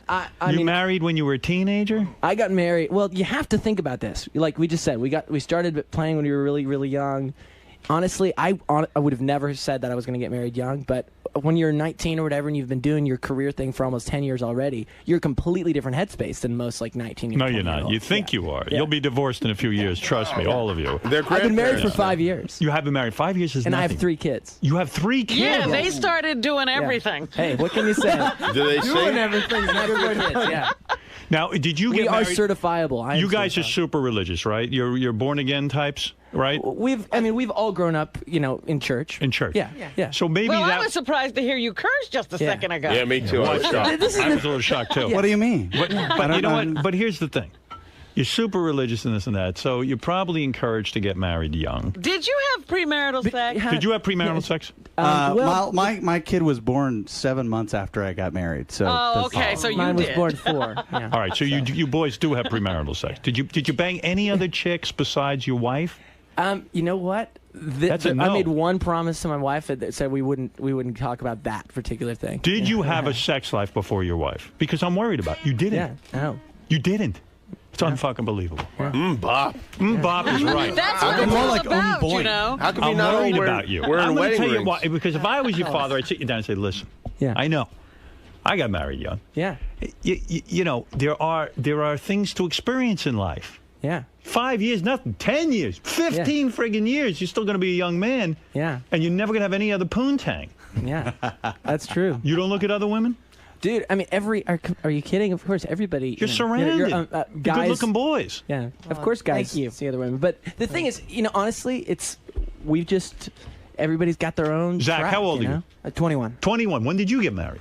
Last year. Last year, 20 years old. Yeah. Yeah, I Now, did that. where do you I'm going to meet? smack you right in the head. Where do you meet these girls? In the Backstage south. shows. In the south. At the shows. Oh. Yeah. No. I mean, Are they super hot? These broads? Yeah. You know where they're going to fuck a lot of chicks is before they marry their second wife. That's right. Between the first and the second wife, they'll make up for lost According to time. Howard, we won't have that problem because clearly we're all going to be divorced in Yeah, a exactly. couple You will years, be. maybe tomorrow. Yeah, exactly. So You guys think you know everything. I got married Trust at 20. Me. Yep. Yeah. Jimmy's Guess divorced. what? Yeah. I got I met my first wife, 19 years old. That boys, I've been through it. Yeah. Yeah. But how long were you married, Howard? What? How long were you married? What? How long were you? 20 years. 20 years. Yeah. And listen, I'm just saying That's it's great, though. it's That's too young better to than- make that kind of decision. Yeah, well, that's better. I mean, that's amazing that you did 20 years. I mean, Right, that is that's a amazing. But is that what you're shooting for? Yeah. You're shooting for a good 20? 20 you can do. That I understand. No, but it's better than 20s a walk in the park. Zach, you didn't have premarital sex? No. And you didn't, and this is the first girl you ever had? Mm-hmm. Oh, no. You've never had sex with a different woman? No. You got to be shit. How far did you get? I mean, what would you do before you... Yeah, what would you do? What's the rules on you religious guys? You know what I read? I'm going to tell you what I read about religious guys. Can I tell you something? These kids now who take the vow of chastity until... We're not one of those kids. But listen to this. They're saying those people who hold out for marriage have more STDs than the ones that don't.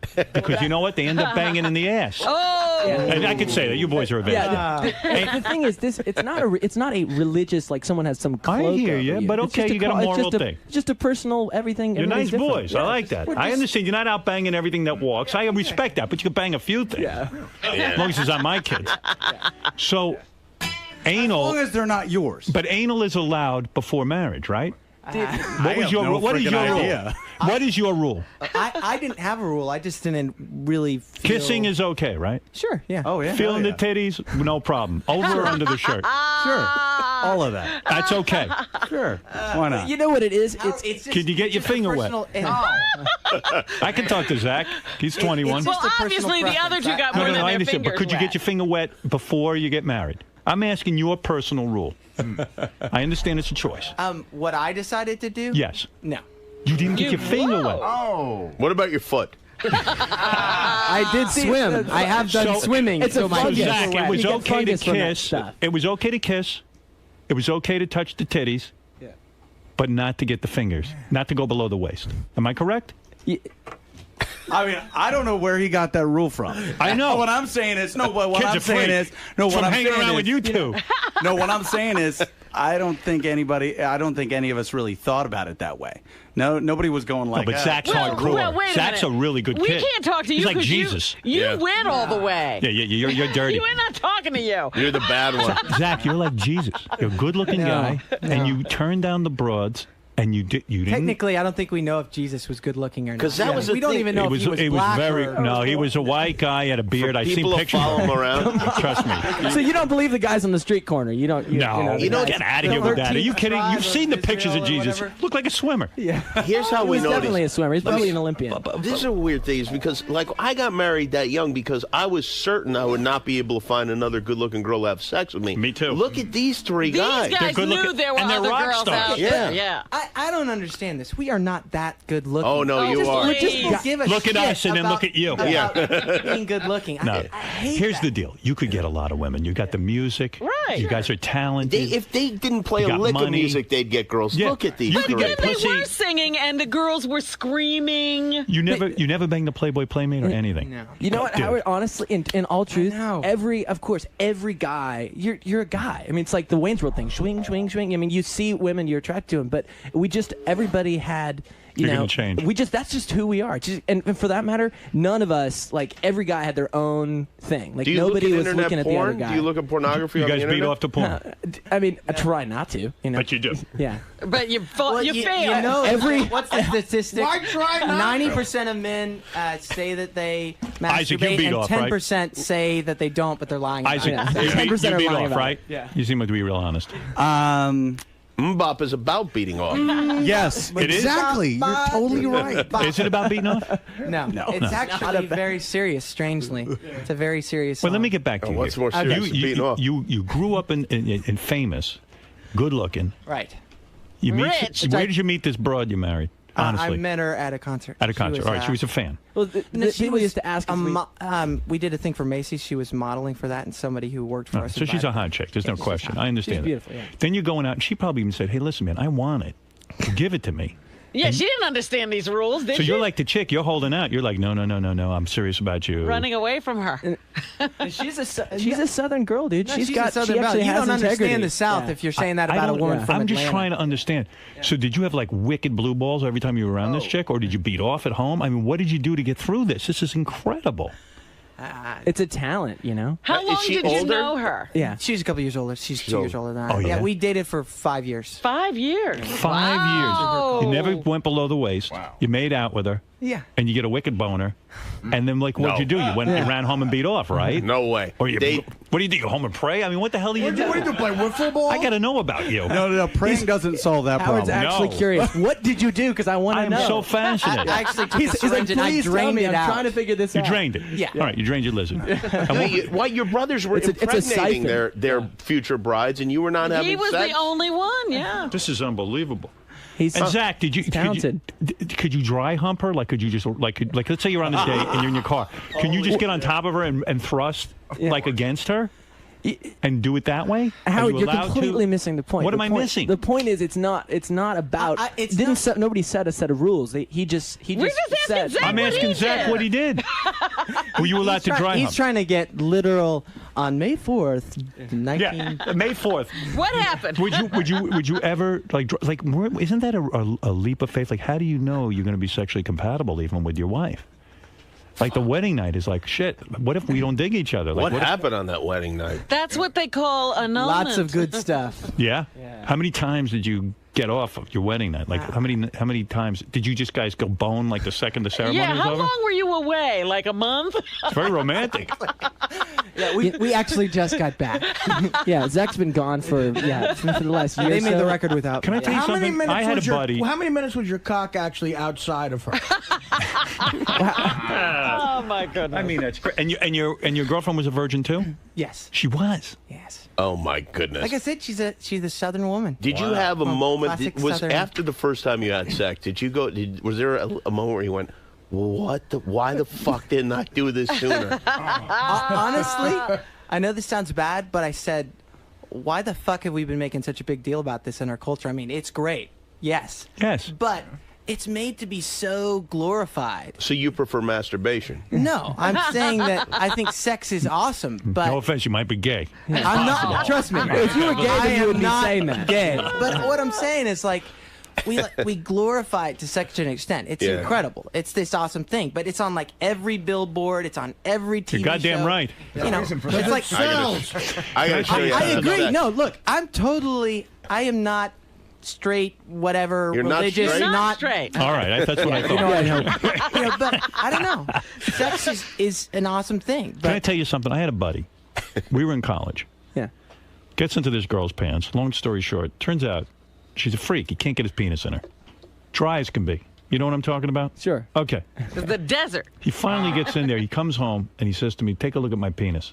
Now, listen to this. He shows it to me. It's black and blue. That's how much work he had to do to get into this Look like chick. Jeff the Drunk's ass. That's a problem. Now, can I tell you something? What if on your wedding night you get there? Who knows? She locks up on you. Whatever. She's got a psychological problem with sex. Right. Turns out she's even a lesbo, and you didn't even realize it. She didn't even realize it. And then if That's you it. punch her, But if you're trying to figure out whether she's a lesbian by whether you can get, whether you can get it on with her literally, then you're completely going down the wrong. You think so? I don't know. You can figure that. Believe me, you can figure that out without actually having to take her. You Boys, your parents did a good job with you boys. I never met boys like you. Yeah. I mean, this is unreal. I mean, the thing is, this is not. We're just guys who. You know why I like you boys? You're not like a Paris Hilton type, or like you got famous and you didn't like turn into complete You didn't morons. turn into morons or. In fact, you almost went the other way. You went moronic in a real weird way. Mostly guys like you turn into jerks. It's That's gotta be right. a happy medium. Do you have any brothers Hey, all I and gotta sisters? say is, fuck you guys. Come on, jeez. No, do you guys have any other brothers and sisters? Yeah, there's actually 4 underneath the 3. But they're not talented? No, Yeah. not at all. Probably jugglers or something. They're not really. They can probably fart at will. are they all ugly? Oh, stop They're it. all ugly. There's 4 other horribly of you? disfigured. You guys can't find broads to fuck you in Atlanta. Ask the Falcons and the Hawks where they're finding. Believe me. No, dude, it's not a matter of finding them. And your it's just a parents- matter of wanting them. And your Really? parents like you 3 the best out of all the kids, right? Of course. I would think so. no. I would. I don't know. I don't know. I would. I'd have to ask them. We're pretty nice. We bring pretty extra nice gifts guys. every month. You're good dudes. Yesterday we were back. But what do the other kids do? They just sit around living off the fat of the land? They doesn't even have to pick up an Well, ornament. the oldest, it's 18 and 16 and 13 and honestly, the thing is, we 9. did our so own- they're all we- pretty young. We've I been mean, almost like- most people, like, even in our family, aren't as crazy as we were. Well, to start being a band when they were that You young. know what they Look do, at us, Robin? They yeah, do right. the same thing I'd be doing. I'm 400 pounds sitting by a pool on Tuesday afternoon at 2 o'clock, and someone says, "What do you do?" I don't do nothing. You know, my brother wrote that song, Mbop. I'll tell you, Hey, in man, my, if in you my need someone family, I have a sister. Yeah. Okay. And my parents have totally forgotten her. That you have a sister? That's right. Because I'm That famous. sucks for her. Absolutely. She's probably has I'm some famous. real Do you still keep psychological in touch with problems. her? I'm the favorite child. Of course I'm in touch with her. Yeah. I mean, You like to remind But you her still that you're talk the to her. favorite. I call her up, I go, ha, ha, ha, ha, ha. I'm the favorite. Is she an older sister? Yes, no, I'm so just she, kidding. So she beat you when you were. She was, No, it was she's the brother great. sister. I send her all my clippings, let her read her heart out. They're in touch. She doesn't have the main number, but they're in touch. All right, and when you watch American Idol, do you kind of laugh at that? Because I yes. love what you supporting this NGI thing, because I think ultimately I've been talking to different people about it. I think in the end it's going to be that the worst one really does win, and it's going to turn into that, and they won't be able to stop it. Right. Because ultimately it is just about the kind of the shock and awe of I mean, like the whole. It's not about Hung talent; thing. it's about entertainment. Though there have been Right. some talented people that have won. I mean, there Actually, fellow Oklahoman, Carrie Underwood. yeah.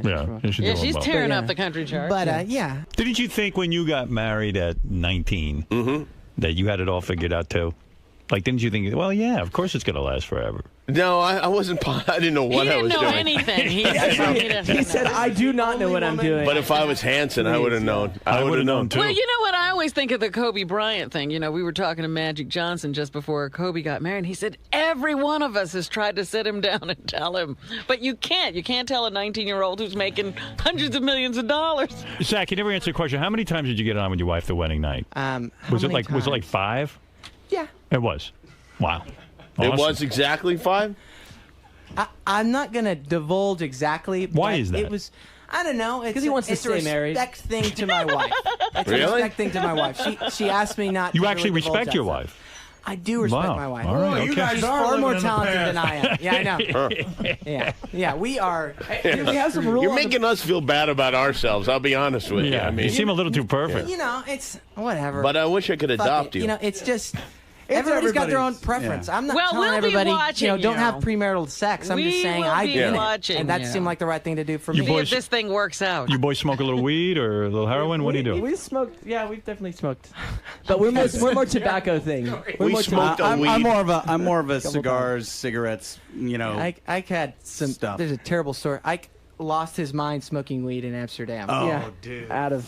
Oh, yeah? He smoked a AK-47, and you're like, Ike, do you not expect to lose your mind when you're drinking something? It was named It's after like, an assault rifle. I had no idea it was hash. I'm Right. not a pot guy. Right. I don't really like this stuff particularly, and I was just like, oh, what the hell? And this was like, you know, I was always kind of like, I like whiskey. I like stuff like that. I like red wine. I'm an alcohol guy if Right. I'm gonna have anything. dark stuff. Or yeah, the dark stuff exactly. None of the green stuff. Yeah, so weed makes me paranoid. Paranoid dude, is one paranoid word. is not- Or Rain Jimmy, Man would you be should another never word. try marijuana. I shouldn't? No, because it will make you paranoid. I've heard that. I've heard that. Jimmy from will people. never touch drugs. Yeah, that's right. All right. Jimmy looks like he's on drugs right now. What do Oh, you I'm think? sure he is. You know, I was just wondering. I just read in the paper that J-Lo got like $1.4 million to show up at a private party or something and Yeah. play for like an hour. Yeah. Do you guys ever get that kind of deal going? Like, do you ever go to like someone's house? We've had some really good paying gigs. Not quite that. Right. good. One point But you But of course, play- I don't know why the hell someone would pay that much money to see her lip sync. That's true. Honestly. It's like, I mean, that's freaking retarded. That's it's right. not about the lip syncing. Believe me. Well, you boys really It's can. about the J-Lo. It's about the There's ass. not always There's room al- for J Lo. That's right. Well, boys, Slash Jell-O. it's a pleasure to have you on the show, and congratulations on your new album, The Walk, featuring the single Great Divide, in stores July 24th, and you can go to Hanson.net.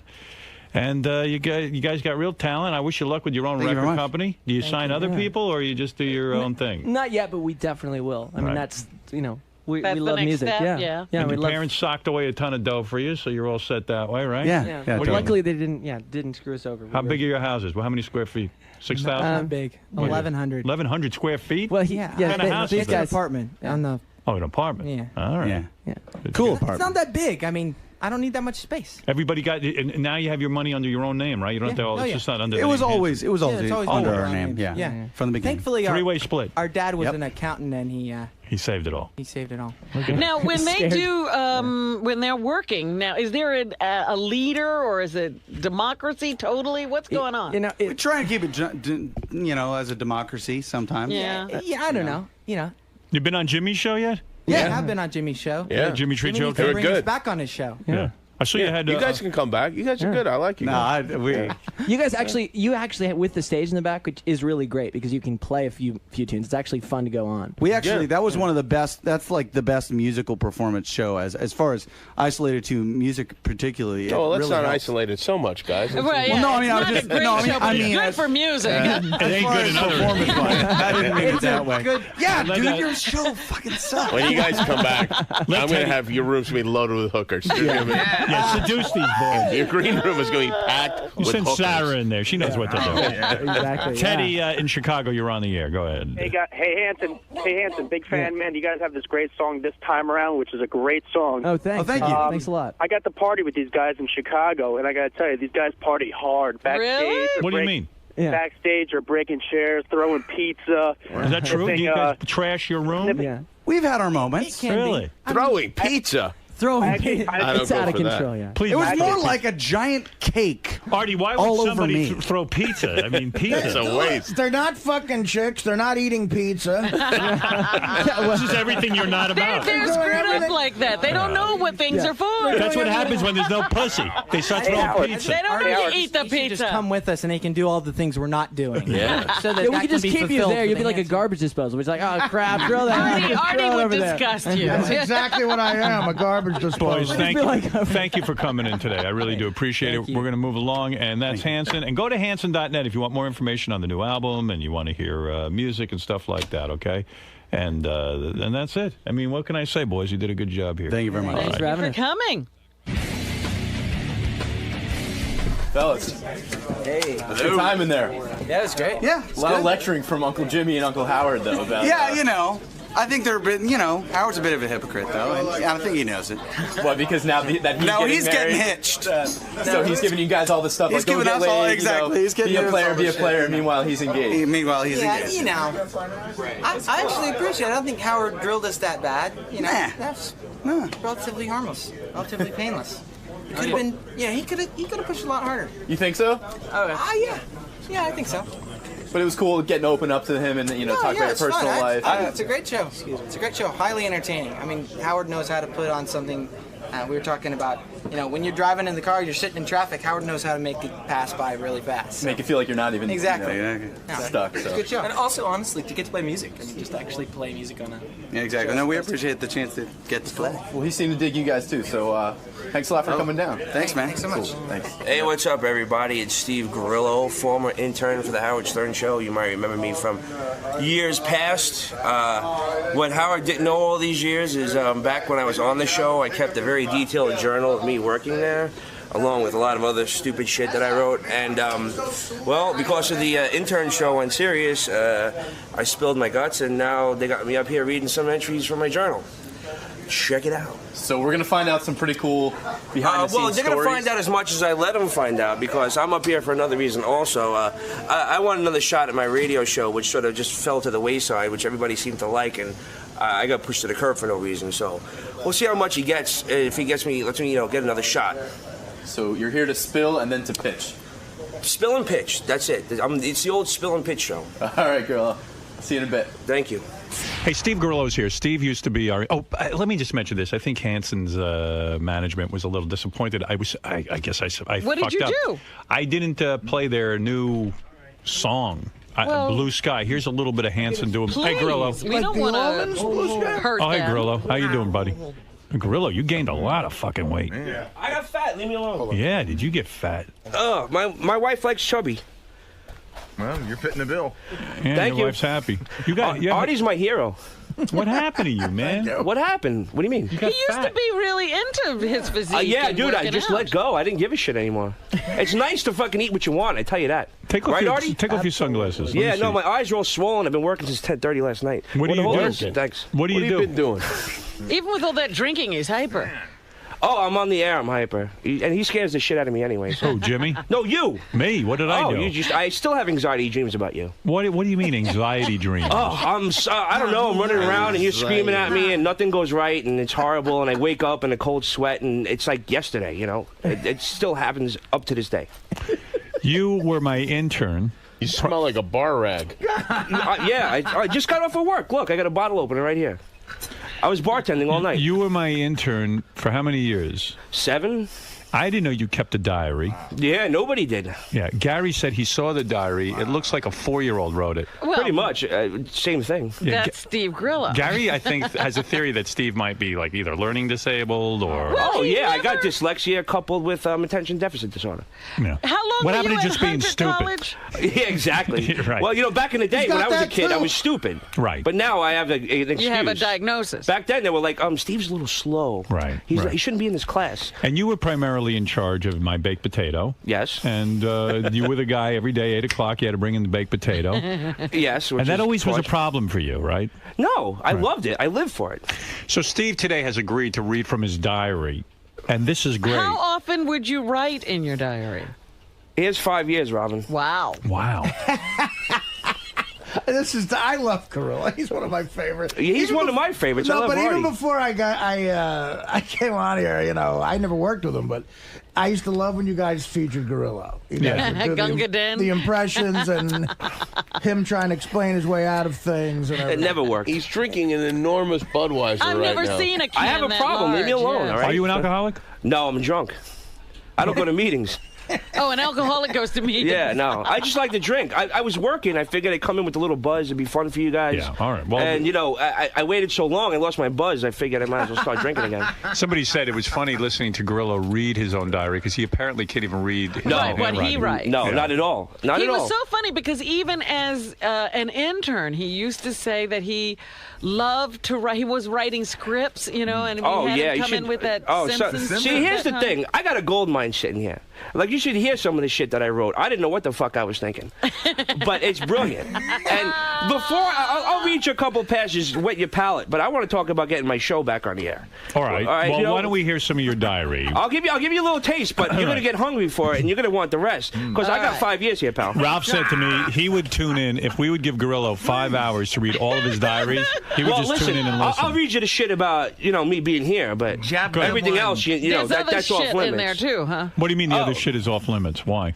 Well, it's because about people that probably don't want to hear me talking bad about them. All right. Ex-people, family people, stuff like that. Former people that are no longer in my life that I don't want to talk about. Oh. And it's really probably brutal. I was really nasty. I was a nasty prick, that's for sure. All right, well, in your book, you're allowed to do that. Well, what have you got picked out for us today? Well, let me see what I can find here, Robin. There was one point where I left the show, and it was like the first time that I was going to come back on the show. And it was like one of your birthday shows right after I left. And I had called Gary thinking I wouldn't have a problem getting on the birthday show. I called Gary, and he was like, well, I got to call you back. I was like, call me back? Wait, it would be like, okay, no problem. So Gary calls me back, and he's like, all right, well, if you're going to come on, you have to sit with the whack pack. I was like, wait a minute. So you were really insulted. I was like, I didn't think I belonged to sit with the whack pack. Right. So to redeem myself, at that time I was standing in on The Sopranos. That's what they said, by the way. Right. Yeah, exactly. At the time you were a stand-in on The I don't want to Sopranos. sit next to the gorilla. It's a Friday for boy. So anyway. Read the paragraph. Come on. All right. So listen. Let's hear from your I walked in, right? And I redeemed myself by bringing the kid from The Sopranos and Mia Tyler, Steven Tyler's daughter. And I walked in, and I saw you and Robin at the podium. You didn't see me, and you saw me, and you went, "Oh, look, there's Gorilla." And she pointed to you, and you went. And you didn't see me. You went, oh, who cares? And you blew me off. Howard, he didn't hear this. Howard, he didn't hear this. He saw you mouth the words, who cares? I know what I saw. I don't care what. If God came down off a cloud right now and said, that's not what he said, bullshit. You mean you didn't hear me say who cares? You would argue I know God. I saw you. Know what I said. You went, oh, who cares? And you do your hand like but this. But you didn't hear and you it. went, oh, and really? you didn't know what I'm saying. And then, well, let's hear your passage. Oh, well, about I gotta find. Hold on. All right, now he's got to find it. I gotta find it. Well, you got all those yellow slips in there. What are they for? I don't know what year this shit is. I don't know what you want to listen to first. I can't even. You brought it up.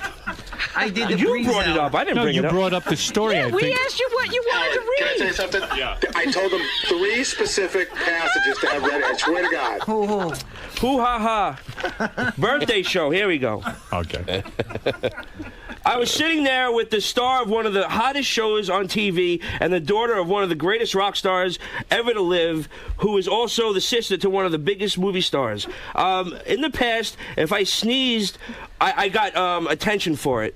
I was part of the show, and for 6.5 years, you might think he would take... see, I can't even read my handwriting. Look at this fun part. Go ahead. He would... but for some reason, homie just ignores me. Homie, that's you, I guess.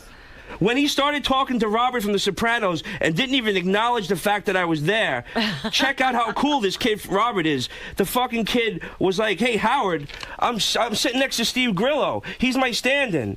And Gary made some wisecrack about, oh, yeah, that's show business, but he just steamed right past it. Then fucking, then the fucker just goes, oh, and moved on. That, to me, was a fucking kick right in the face. Now, Steve, let me tell you something, because this is something you could never understand. Of course. That was nice. Yeah, that was good. When somebody has a radio show, you, and I'm doing particularly a birthday show, it is very confusing to I wasn't sidetrack. asking you to suck my dick. Just, hey, what's up, Grillo? No, Steve, it wasn't about you. That I would devote time to you another time, but it was a big show. It's like if Jimmy gets, I don't know, Robert Plant to walk out, he's not going to go, hey, there's the guy with Robert Plant. On his primetime special, he's not going to be dealing with his uncle. Listen, Right. That's fine with me. I'm not mad no more. Who He's knows? not mad But no you have this more. thought that, like, you see, everybody thinks that, like, I'm supposed to, like, fall apart when I see you. Oh, no. I don't think that. wait, I worked with I you was long in the enough middle to of know doing that a show. I saw like Tommy Mottola come up to you one time. You didn't fall apart for him. Of course Why would I not. think you would do it for me? But it's But not a Happy just question like, of that. When you're doing hey, a what's show, up, dude? when you're doing a show, Did I'm not he sitting not there. even say hello to you? No, When he you said, do- who cares? when You were there. Did you could hear back me say, up. who cares? I saw you. Oh, you read my lips. Oh, I read All them right. clear as day. The fact but of the I'm not matter mad at you, is- bro. It's okay. No, listen, I'm just explaining it to you. You think it's easy. I'm sitting there trying to entertain millions of people. You couldn't say hello? No. It's did? irrelevant. The I need audience water. doesn't want to. Have you ever I'm not listened? talking even on the air. You didn't say hello to him off the air. Probably not. Not at a birthday show. I'm completely distracted. Well, it was the first time I had seen you since I left the show. Yeah. So to me, No big hug, nothing. I told you I didn't want like love. I just a little, hey, what's up? Yeah. It would make me feel What good. else do you have to read for us? Jesus Christ. Remember that time I sent you that note on Lotus Notes and I asked you not to read it on the air and you did? All right, go ahead. I just found that. What was the note about? It was when I was deciding to leave the show. Hold on, give him a half hour. Yeah. Thank you, Jimmy. It was when I decided to leave the show. Yes. And I sent you a note and I was kind of confused and I thought maybe I can confide in you for like 1 second. All right. And what was the note about? I was like, dude, I'm confused. I know you probably want to read this on the air, but please don't. And you did, and I knew when I read it that Gary asked for a lot of shit. I got it right here. Why are you unprepared? Go ahead. Right here. Yeah. Okay. Last week, being distraught as I have been for the last 100 months or so, over career purposes, of course, I wrote a letter to Howard on Lotus Notes. It basically expressed how fucked up and confused I am, and I asked him for advice. Does he smell? It's a burp, a big beer burp. It's terrible. I'm Jimmy. Come on. No, keep going. I don't mean to interrupt. Please don't. Thank you. This is my moment to shine. And also asked for him to keep it between us. Now, I'm sure if I'm reading this 20 years from now, or if someone else is reading it, you're probably saying, what the fuck, are you stupid? You didn't think that he would read it on the air? Well, I thought for one fleeting moment in some way, then out of desperation, that I thought he might not. But I take a step back from that now, and it's his job to take that on the air. And as you can expect, no fucking way he read it. It was brutal, embarrassing as any other time. My eyes were wide open, and it was opened up a little bit more. And I'm going to do everything I can to move on. I would actually give you an hour to read your diaries on the air. Oh, I got much more. If I take time and figure out what I wrote, it'd be interesting. No, don't even take any time. Julie said these are the exact diaries that you find in a serial killer's home.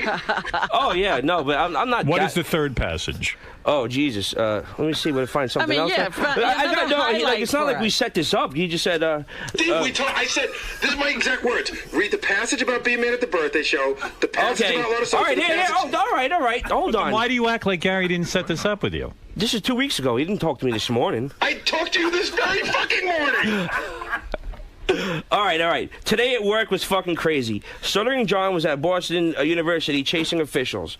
So we have one intern at the office, Tall Jen, and me. So I'm doing the phones, taking care of Howard Stern, taking care of a guest, getting music for Howard Stern to play on the air, and whatever the fucked up Gary needs. I'm taking, which means I'm fixing all Gary's fuck-ups, I guess.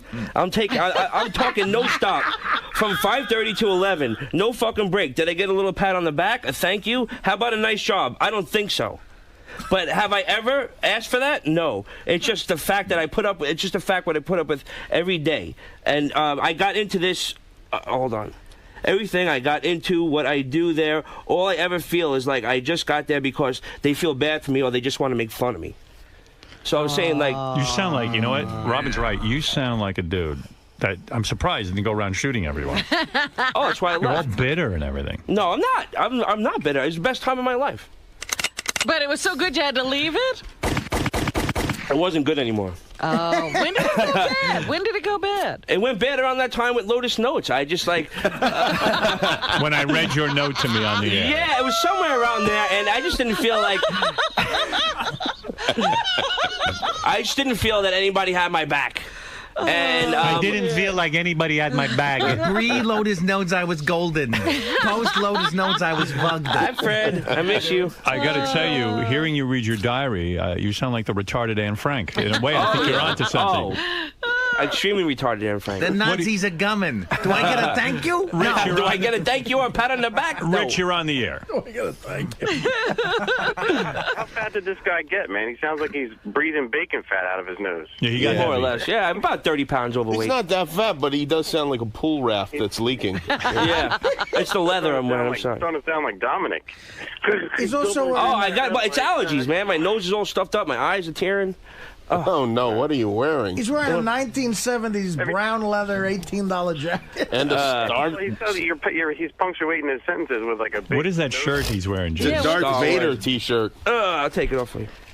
Yeah, Darth Vader T-shirt. 30th anniversary, Memorial Day weekend. You're married? Yeah, man. Wow. Yeah. She's hot, though. What a lucky lady. Yeah. She got a crush on Artie, which kind of scares me. Look at you. You got a whole sleeve She likes going. chubby guys. She likes Artie, me, chubby Alec Baldwin, chubby Don, what's his name? Dominic Barber, you're on the air. We're not Alec Baldwin chubby, gorilla man. Let's go to Dominic. Dominic, you're on the air. Howard, forget the 1,000 for Jeff. I put up 2,000 and the limo to bring him right to the hospital. Who? What is he talking about? He just ate the phone. He's listening to the 7:30 hour somewhere. Hey, Howard, one of the other promises I made Steve was that he had done a show here that didn't work out. He sort of got bummed out. So he has a new show that he wants to pitch, although I haven't spoken about what it is. Well, no, I just think, hold on. My first demo show, which everybody seemed to like, including you, thank you very much. Right.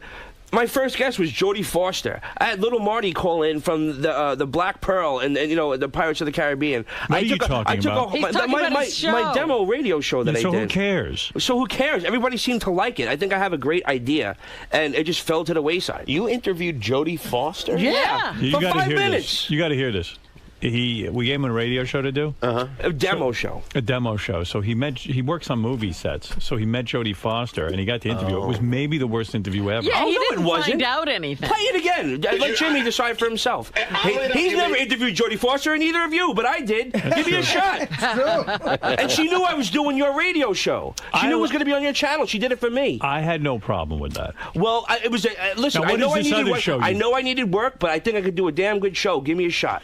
What happened with those hair plugs of yours? Oh, well, I had them taken out by a very talented doctor, Dr. Bernstein. Yeah. Because the first doctor, which I won't mention his name, he really screwed him up. This doctor took them all out, and I'm very happy. Oh, okay. Dr. Bernstein, he's in Manhattan. This motherfucker got hair plugs, and then they were so bad, he had big holes in his head. Right. The doctor fixed it for me. I just got a couple left to go, and but Dr. Bernstein in New York, Bernstein Medical, top notch. Okay. Well, I'm what very is happy this? because I was see very. that you have a whole sleeve there now. Oh yeah, my whole back. Tattoos.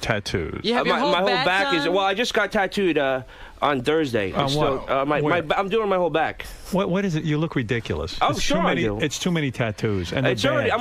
I'm already screwed. You know what am I going to do? I mean, that was one of our favorite things Are to you talk being about. sarcastic? No, I enjoy it. It's like sort of Dude, like a hobby. it's too at this point. much. It's What's enough. on your back now? Show us. You don't What want did to see do? my back fat. Trust me. What did you do to yourself? Oh, Let I me did see. it. Lift up your shirt. Let's give Needles, my boy, a prop. Hey, no, keep those on. Keep those on. It's too much tattoos, Steve. You're not going to like this. What do you got? What do you got on your back? What the fuck did you do? Spider-Man? Show him the front. Show him the front too. Is that Spider-Man? No, it's and like a big demon. monster? And your tits? Well, it's if you got time, I'll show you. You look silly. Okay. Stop. Better than the Claddagh. It's enough. Yeah, where is the Claddagh? But at least the guy's You know what I talented. see there? I see boredom. What do you mean? I think you're bored. I think you can't find anything to do. Yeah, give me something to do. I'm I'll telling start you, getting tattooed. you're so busy with the tattooing. If you were busy a hobby, man. and enjoying yourself, you wouldn't be tattooing I like enjoy that. getting tattooed. What's so hard No, about I that? understand that, but you're going too far. It looks silly now. You look silly. Oh, look out, Okay. another beer burp. He's burped about 5 times. Give me some water, please. I didn't ask for this. Hey, Howard. What? I'm trying to help you. What? If you go to, I don't know if you want to play, but if you go to Gary Preview page 2, you can either listen to the Jodie Foster interview or it was his review of The Departed that killed the show. Oh, like you, Listen, I got a lot of work to do, but I'm in the right fucking lane here. I got a great idea. What is your idea? I want to have like a regular douchebag guy reviewing movies, not like these pompous assholes that are reviewing movies on TV right now. All right. It's not the same. Like, I'm not that guy. Why would I want to listen to some douchebag that's Mr. Prim and Proper telling me not to go see Spider-Man when I'm going to like it because I'm a comic book guy and I want to see that movie? You don't want to. You don't want to hear that. You want to hear from a regular guy, and that's what I want to do. I want to have. Like, my idea was I took Radio Man to go see Monster House 3D. Took, like, a homeless guy to go see a little kid's movie. Right. I have transvestite friends that I like to go see, like, you know, an action movie. You know, saying, like, I want to take someone outside the genre of a movie and then have them go see it and then review it. It's on preview page 2 in yellow, right at the bottom. All right. I have there's a lot of different things. I have a buddy that I want to host it with, and then I have someone that's going to come in. Jimmy, you're an idea guy. What do you think of Well, this? I think I like the idea, and I think obviously you're a natural broadcaster, but I think the way to go is you review the movie loudly. You hear him breathing? In the I know. theater. I have asthma. B, my nose is stuffed up from allergies, and then C, I'm fat. So what else you want? I'm saying you review the movie in the theater while it's going on in a loud voice. Okay. That could be something good. That'd be good, yeah, and laugh real loud. Yeah, and breathe. Here's Steve doing his review of The Departed, which caused us to cancel the show. Oh, well, don't play Jodie Foster or anything. Go ahead. All right, I'll play that too. Hey, this is Steve Grillo on Howard 100 News. I am going to review today The Departed, directed by Martin Scorsese. This, my friends, is a sausage fest. It's got Mark Wahlberg, Matt Damon, who else is in that? Charlie Sheen. No, Martin Sheen. Scratch that. It's not that much of a sausage fest. And, Leonardo DiCaprio. Guys, if you're going on a date, I would not bring your wife or your girlfriend because this movie is nothing but eye candy for the ladies. The script is very well written. It's very well directed by Martin Scorsese. But this is the Scorsese's version of the Irish Boston Goodfellas. It basically takes place in Boston, and Jack Nicholson plays a mobster, and he infiltrates the special forces inside the Boston Police Department. I'll let you finish. This movie is excellent. I give it 3 out of 5 potatoes. And girls, you'll enjoy it by yourselves. By me, too much cock. See you later, Steve Grillo. Now, let's get back to what you had me do here. This wasn't part of the demo show I did. This is a 30-second review, All right, a 60-minute review that I wasn't allowed to have a script. Jimmy, what did you think of it? No, hold on a second. Put it this way, Jimmy, I had no script. Yeah. I wasn't allowed to practice. Oh, that wasn't scripted? Really? No, just understand something. I wasn't allowed to practice. I thought that was hilarious. They said, go. I love that review. Go, and there was the review. But that wasn't part of my radio show. I understand why they did that, because it's better to have you be a disaster than to have you be mediocre. Okay, but how about this? I'm a disaster on my own radio show. Okay, but I also have a lot of more. Here is Steve interviewing Jodie Foster. You be the judge. Right now, I got a huge breaking story. I got a guest that is on the line right now. I've been waiting for her. She is an Academy Award-winning actress, Miss Jodie Foster. Jodie? Hey there. Everyone wants to know what you're wearing. What I'm wearing? I'm wearing the same outfit that I saw you when I was walking on the street. I know, because you never change, but hopefully you don't smell too bad. But the funny thing was, my wife was kind of funny. She goes, she saw you Saturday night. We were at the rap party for the Brave one, and she was like, oh, no. She said, wait a minute, that's what Jodie was wearing when we saw her on the street. I was like, right. Oh, you were wearing that long flowy dress with the blue top. No, I actually wasn't. I was wearing something else. I wasn't wearing that. Oh, no, you're right. I was. Okay, I'm guilty. My wife couldn't stop laughing. She goes, she made fun of you and she wore the same thing. But and I was also, you might have missed my karaoke. Did you miss my karaoke? I hope you missed my karaoke. I didn't. I fortunately did not miss your karaoke, Jodie. I thought you were very good, but I think Jill outshined you a little bit. I think she did too. Well, she does it often, and I picked some tough ones. I mean, Janis Joplin's kind of hard to pick. There's a lot of screaming going on, and she's the only one that can make that work. Yeah, you pulled it off. Though. But can we talk about what we're working on right now? Sure. Yeah, well, we're working on the Brave one right now, and since listen to me. This is like insane what I'm listening to. But still, no one knows what the hell you're talking about. I know. You know what? Who's Jill? Listen, there's a lot of things I can explain. I understand. Daughter, right? You're doing an interview. Listen to me. Listen to me. My first interview. You know what your problem is? You don't listen. You're right. You're 100% right. You're doing an interview. You're talking about Jill. You're talking about... No one knows what the fuck you're talking about. Karaoke all of a sudden comes in. But it was Jodie Foster. Who gives a shit? Right, but you actually made Jodie Foster not interesting, which was, I thought, difficult to do. It wasn't easy. I found it funny. I was the one who proposed Steve getting a show. Trust me. I like everything through about my it. Through my trial and error, you will have something to goof on. I'm worried about you. What? A, you're overweight. Okay. B, I'm listening to your breathing. This is not good. Yeah, I have asthma. Sorry. Thirdly, with the tattoos, looks like you fell asleep somewhere drunk and little kids drew all over you. Well, not yet. Don't insult my boy Needles. He did a good job. Listen to me. Needles, I'm sure, is a terrific tattoo artist, but you're going crazy. Even Needles would say it. Slow down, Steve. Well, even Needles would say it. But my mom would say that. She doesn't even know that I've gone this far. It looks like you fell asleep and kids drew all over you. Well, because it's not done yet. You mean you have to go home with long sleeve shirts on all the time? No, she knows about the sleeves. She don't know about the back. Oh. She do now. Listen to me. You want another shot with a radio show? Yeah. If Jimmy says it's okay, then I'll do it. I don't put that kind of pressure on the guy. You I'm want sitting right another next hour? to him. Would you listen to this, Jimmy? Does it have to be an hour? Why not think it's a half worth hour? a try. I'm saying half an hour. Half hour? Half hour. What do you think? I think it's worth a try. Thank you, Mr. Campbell. I mean, the breathing alone. Just for the breathing. I'll use my inhaler next time. And this time we're incorporating the diaries. Yeah. Well, okay, we'll work. You get more diary, I get more show. You know, what make a great pair is Stephen and Riley Martin. I think would be a. There could I be think something Riley there. would really like you a lot. Yeah, All right, I'll give you one more show. You get on All there right, and cool. do But your can I thing. do it on the air this time, not a demo? Yes, on the air. All right, cool. I'll rock your world. I'll talk to Tim Sabian about it. Okay. And we'll have a show for you. You'll do a half hour, and we'll see how you do. Heavy breathing with Steve Grillo. What is it, Tim? Deep thoughts or heavy breathing? Yes, Tim. Hey, Howard, how you doing? Hi. Hey, I'd rather listen to Eric the Midget for an hour than listen to this fuck for 1 minute. Let's do that, That's the stuff I miss. Bring it on, pal. Randy, you're on the air in New York City. Yeah, this guy Grillo, he needs to get whacked. He needs to be taken care of. You don't like him? No, man, get him out of the circle. Just you know what to do. You know what to do. Thank you. All right, let's go to High Pitch. Eric, who wants to say hi. I'm sure you have a friend in him. Yes, High Pitch. Hello, you're a fag. Oh, okay. There's nothing to say to that, really. Sorry. Come on, love you. You got to wake up with yourself. I'm okay. Yeah, it's Jimmy's favorite, the biggest fan. I'm doing well, thanks, High Pitch. No speak. How's Does he everything? call your office? He masturbates watching the show sometimes. Sweet. Are He you loves still you. doing that? No, not now. Okay, Really? I'm eating Kentucky Fried Chicken watching your show every day. So fat. Oh, but you know, he's got the gout. He's got And he's gout. still eating Kentucky Fried Chicken. Do you know he has gout? I didn't. I had no idea. No. His weight and his eating is so disgusting. He has gout. Are you drinking a lot? No, not really. I cut out the drinking. I'm drinking water. I'm drinking juice. No more soda. Is the gout getting better?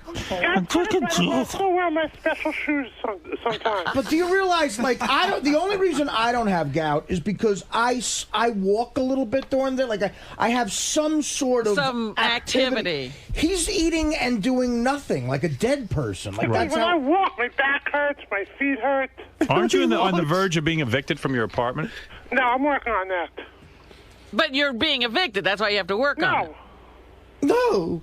All right. Well, thank you, High Pitch. Yes. Listen, I have a show idea for you. When is the last time you paid rent?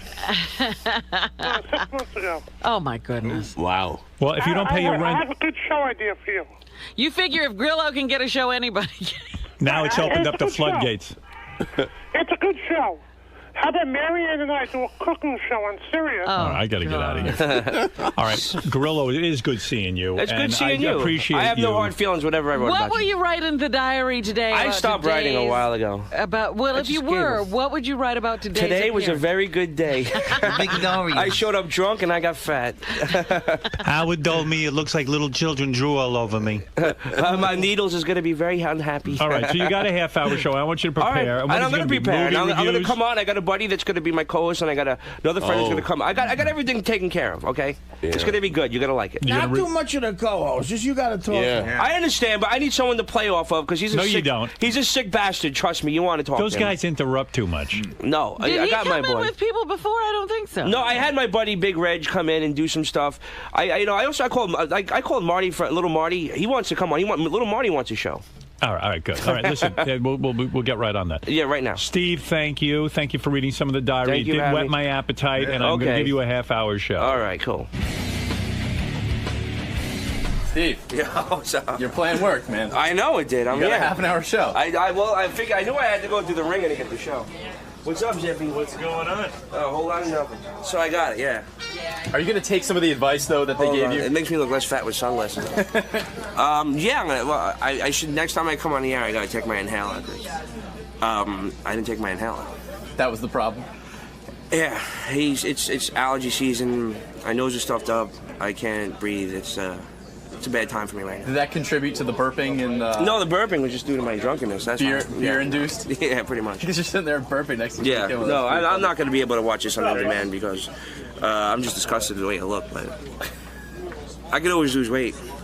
But they're giving you a lot of life advice in there. They're trying to tell you not only how to do your show, but how to live. Does that sort of reinstigate some of those nightmares you're having? Oh, yeah. No, it's actually, it's a little better this time. I won't have nightmares about this. I'll actually try to heed what they're saying this time. I'm not as angry and stupid as I was back then. I've gotten a little older and, learned to take advice a little better.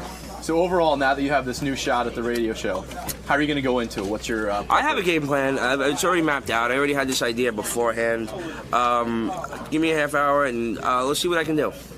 I'd like to review a movie before it comes out, because the last time I didn't get to review a movie that, I didn't get that was already out already. Like I just went to go see a movie and I reviewed it. And I like to review a movie that no one's seen. And so this time maybe a screening and then just so I can give my honest opinion about something that no one's seen before, and they can take my advice and go see the movie and see if I'm on or not. All right, man. Well, good luck. Well, thank you. I could use it. Well, stay tuned. Well, maybe you guys can come and follow me when I go see the movie. Yeah. All right, then. All right, bro. Thanks for coming down, man. Thank you. Hey, oh, Jimmy. look at this. Interesting morning today. Was it? Yeah, sure, yeah. How's it like trying to give advice to Hanson? You know what? Those kids don't need advice, I guess. They'll learn. They'll see. Years from now, they'll come back and they'll understand exactly what we're talking about. Like, why didn't you seem like you and Howard were like their older uncles trying to tell them that they could be getting some amazing ass right now? Well, it just makes you crazy when you know, like, at that age that you so desperately wanted sex and they had it right there at their disposal and they were not interested in it. They chose to get married and have kids. Fucking idiots. What about Grillo just sitting there burping next to you? That was pretty he's disgusting. a mess. He really is. I don't know.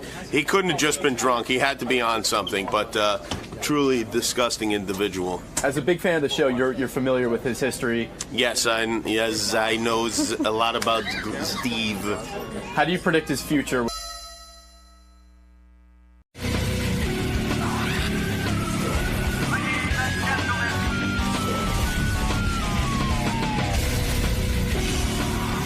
I'm Jesse James. I'm here to do the Howard Stern Show, and pretty excited. Been a Howard Stern fan since like the late 80s. Oh, so you're a big fan? Yeah. So, well, I was a bodyguard and spent a lot of time in New York, and I think Rick Rubin turned me onto it. He had like cassette tapes of like when Howard, of the old show, when he got like booted off and like wore him out on tour buses listening to him. So it's Nice, pretty man. cool. So this is a pretty big occasion for you then. Yeah, I'm pretty nervous. It's actually, I usually just breeze through this stuff because most people that interview me are dipshits and like I just talk smack to them. But this one, I'm like, fuck. All right, Jesse James also was on Celebrity Apprentice, used to be a real badass. Yeah? Oh, yeah. I've been reading about this guy, Like Jesse how James. badass? He was a real badass. Hey, Jesse, how you doing? Good to see you. Hey, nice to meet you. Pleasure. That's a badass? He's a badass. Jesse James is a badass. Yeah, you fuck with him, Robin. Yeah, fuck with him and see how far you Hi, get. Robin. Yeah. Hi there, how are you? Robin wore extra cleavage for you. Trying to steal you away. Hey, can I tell you why I was laughing when I brought him in? Yeah. Tim came to the green room. Tim never says hello to the guests.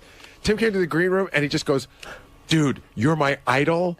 And he just started talking like how much he loves Jesse James and how Jesse's his idol. Why is Jesse James Tim Sabian's idol? Like, I could see why. As we were walking in, Tim was just like reeling off stuff, and he goes, "That bike you made in Afghanistan." Tim, what do you know about bikes? I mean, he's a biker. Well, I've had bikes all my life as a kid, Oh, I didn't know Harleys that. and all that kind of thing. And You can see by him he's a biker. You could tell. Yeah, right. I'm bad, you know. But the Do you stuff have that he socks built on with your loafers. No, Yeah, Jesse's a skinny, fruity executive. Exactly right. But he Needs a just man builds the purse. coolest bikes. I mean, if you saw his stuff, it's just absolutely amazing what you do. So it's an art. It's he's one of your heroes. Oh, Okay, he's right. one of the greatest bike builders ever. You know, ever, Tim in was car builders. Tim was a Mongol. I don't know if you know that. Honorary Mongol. Card carrying. Card carrying. Actually, I think Tim was in the Chingaling.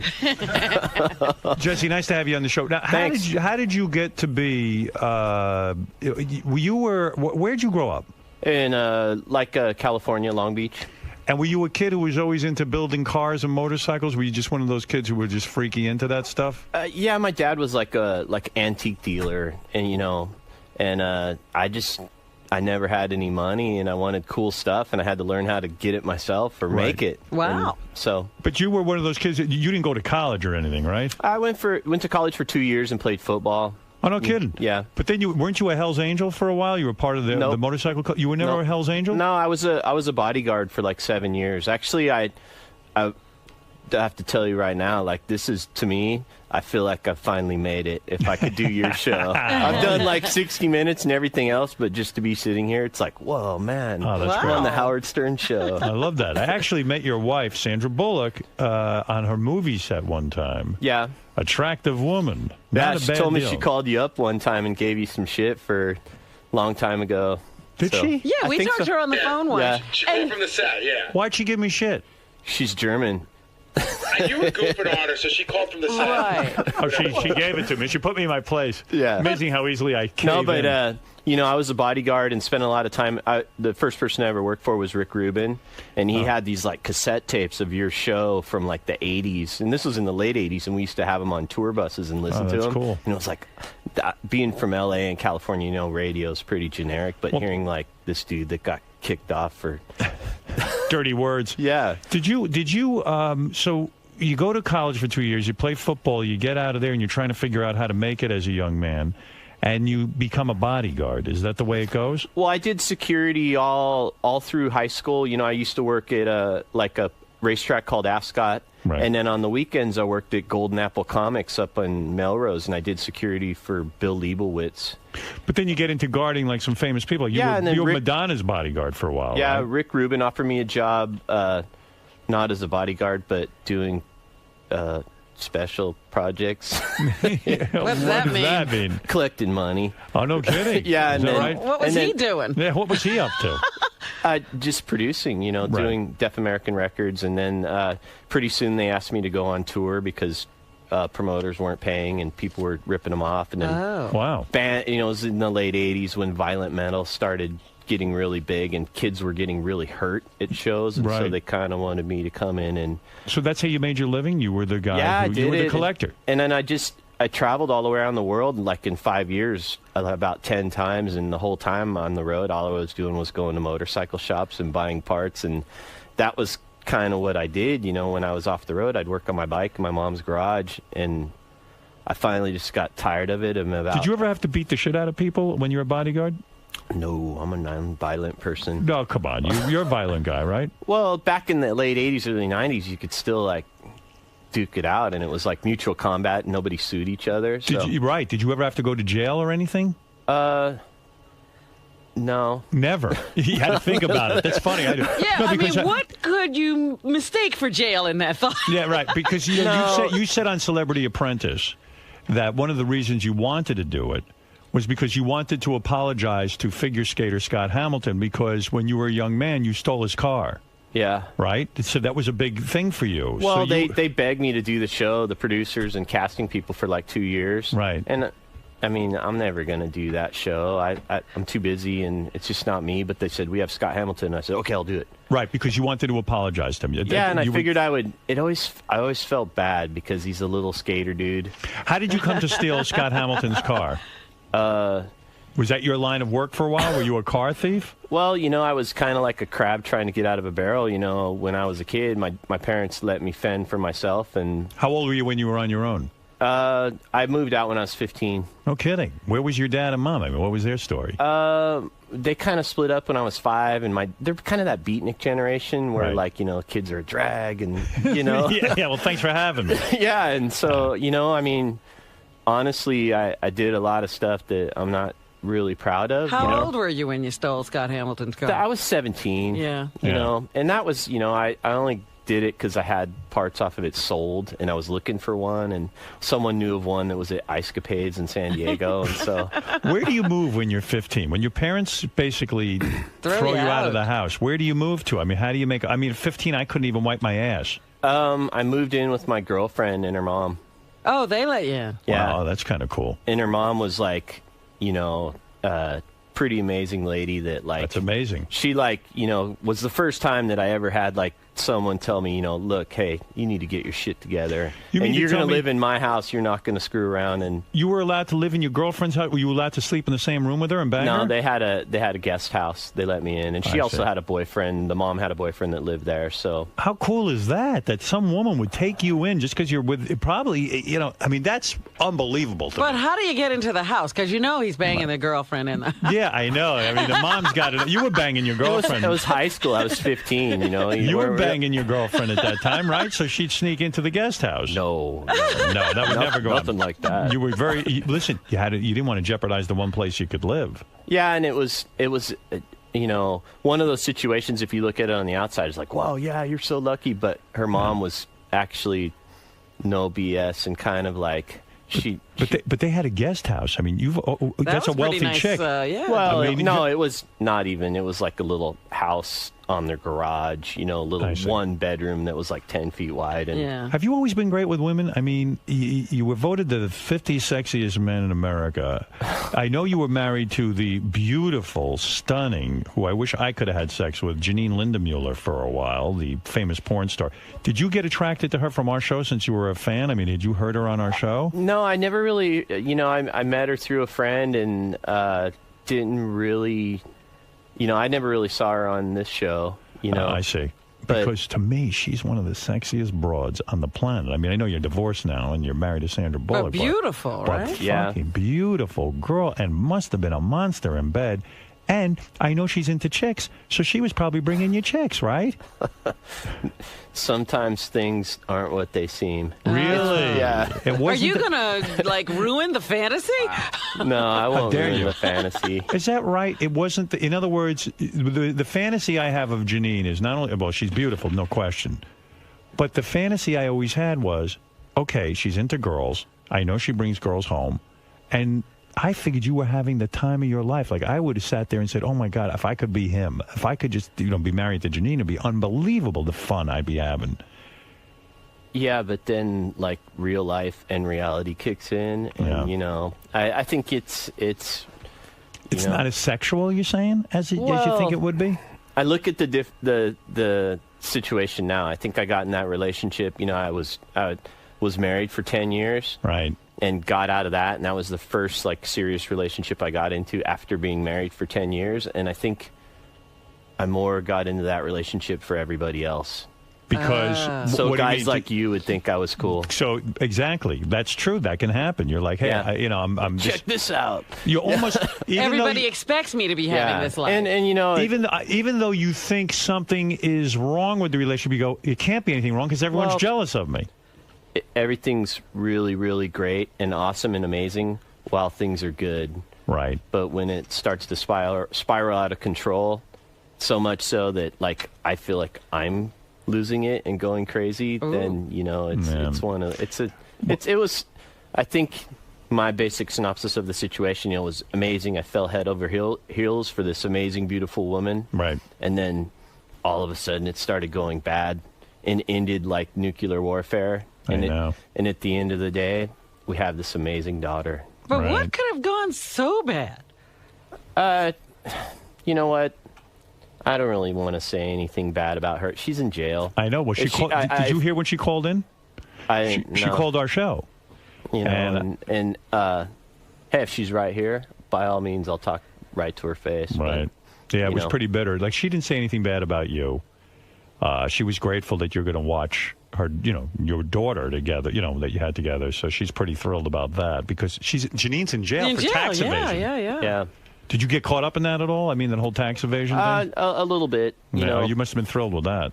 Well, yeah, it's good when the IRS gets pointed in your direction for no reason. Yeah, it's great. Huh? Yeah, you know what? But the whole situation, it's like, hopefully, I hope when she goes through all this stuff, and she's pretty much hit rock bottom, that she I know there's a really great person and mom in there somewhere. It's just got to come out. Yeah, it's weird though.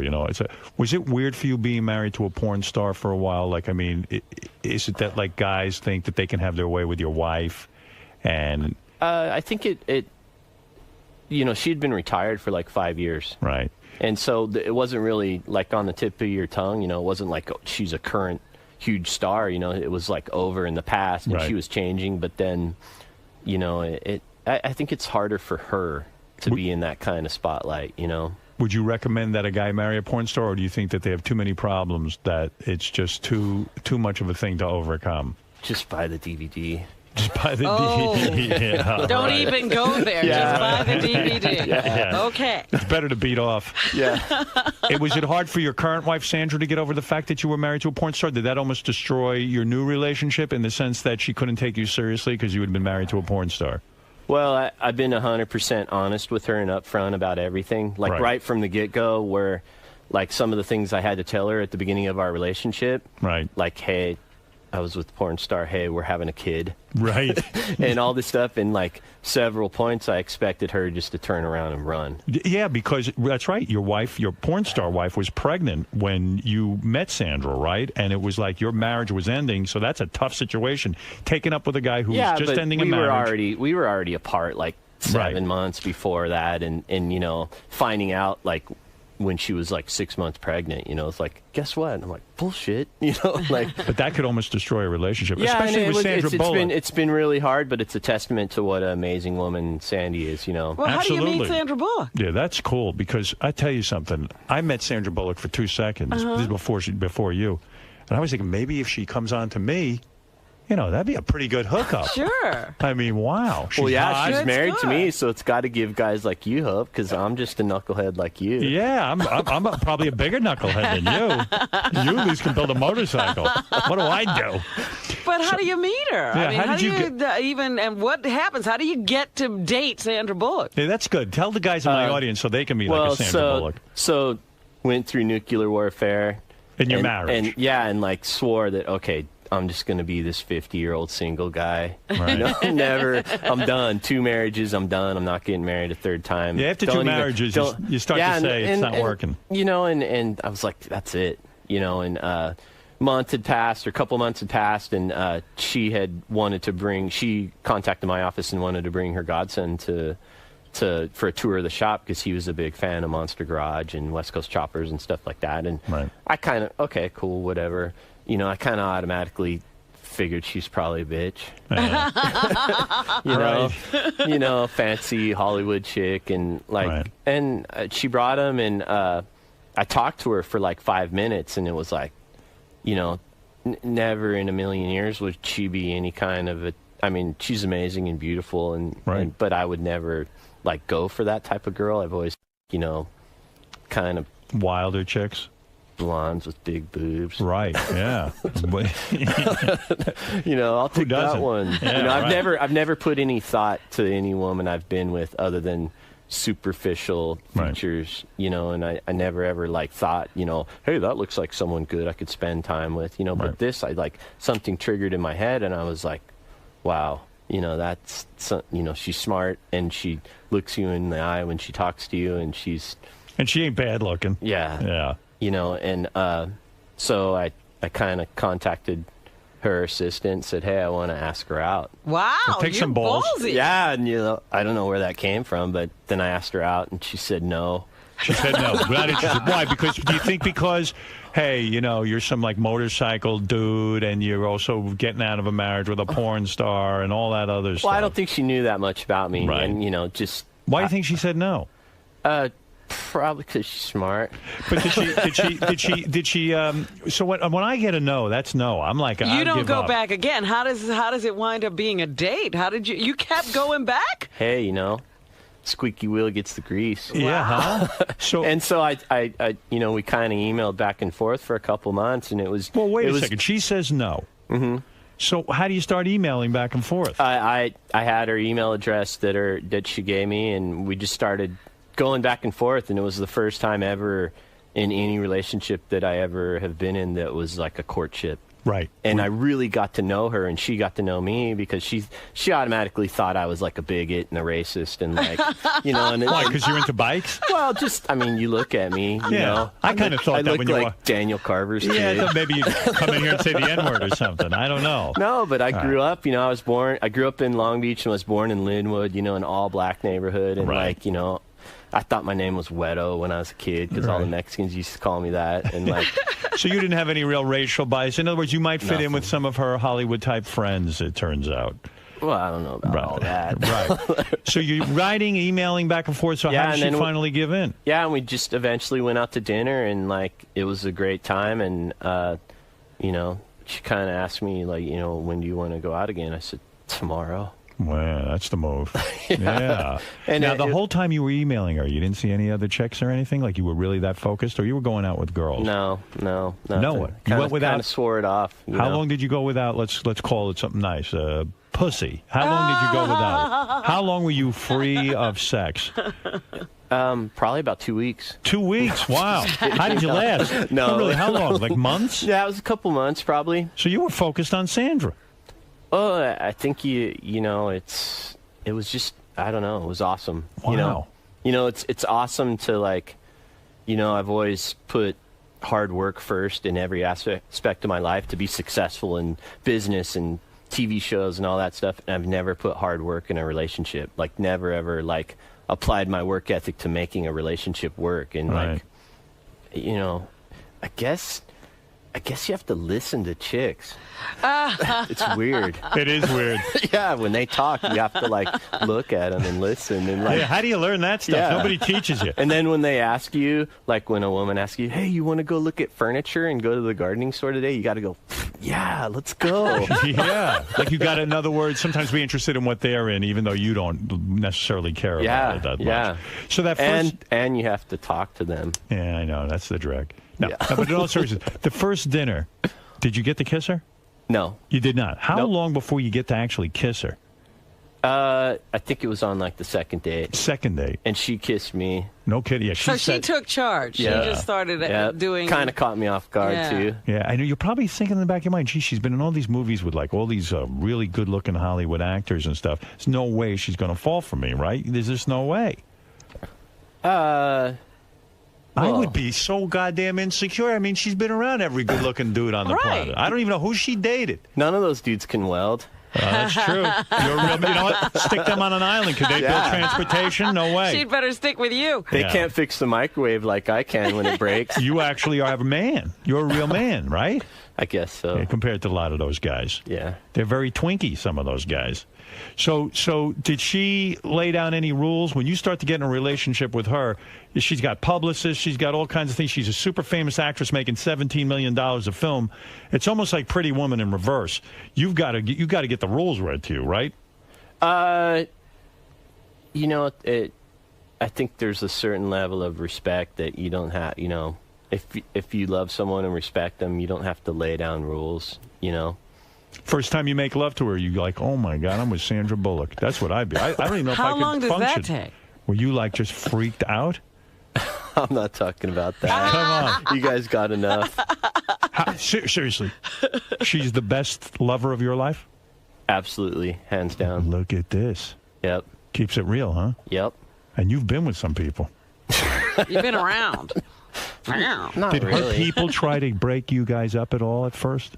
Well, all of her friends, absolutely, 100%, no way, we're putting a stop to this. This is no good. And even I was going to call her and put a stop to it. Really? Said, what are you doing, honey?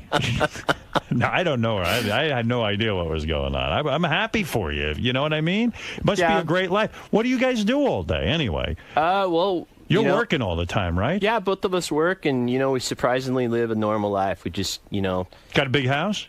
Not big. But how do they do the finances? Because she makes a ton of dough. I mean, you make a great living, but the fact of the matter is, she's got a ton of dough. What do? You keep it separate, or you have a joint fund? Everything's totally separate. I mean, that's got to be complicated. Yeah. I mean, so the electric bill comes into the house. What do you do? Who gets it? Does the bill go to you? Does it go to her? We flip a coin. No, I'm being serious. How do you work that out? I mean, at some point in a relationship, how do you work that out? Howard's all worried about the financial stuff. But like in a way, a Jewish stereotype playing itself out. I need the accounting. Let's see it. No, but Jesse, in a sense, it's true. You're the guy.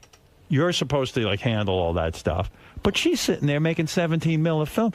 I mean, it's kind of silly for you to have to pay that stuff, if I may be your lawyer. I mean, you know what I mean? But he's got a pen and paper. No, but you know what I'm saying? What do you do when the bills come in? Well, I pay my bills, she pays hers. And then what about the joint bills? What about the electric? You're both using the lighting. I mean, you know what? Not get any light. If you love someone and as much as I love her, nothing's an issue in that respect. We just handle our own stuff, and some stuff I pay for, some stuff she pays for. Prenup though, you got to sign, right?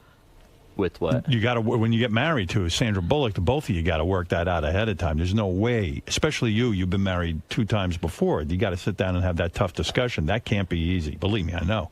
It was, everything about it was totally easy. Really? Yeah. Yeah, because a lawyer came with a big phone and I book worth think of paper. it's a test, to people that kind of have, perceived success in their field. We both are strong, and we don't, I think when it's lopsided, when, you're marrying someone that's like a remora. Right. And, then you're going to be sweating all the details. But her and I, we're. And you got a motorcycle shop, right? Yeah, a little one. A little one. No, you like a leading guy in this whole thing, right? I mean, you're the guy, right? The leading guy. You're the leading guy. Yeah. You build a motorcycle. I build the best bikes in the world, hands down. Big business. How many people you got working for you? Probably about 40 or 50. No kidding. That's nice.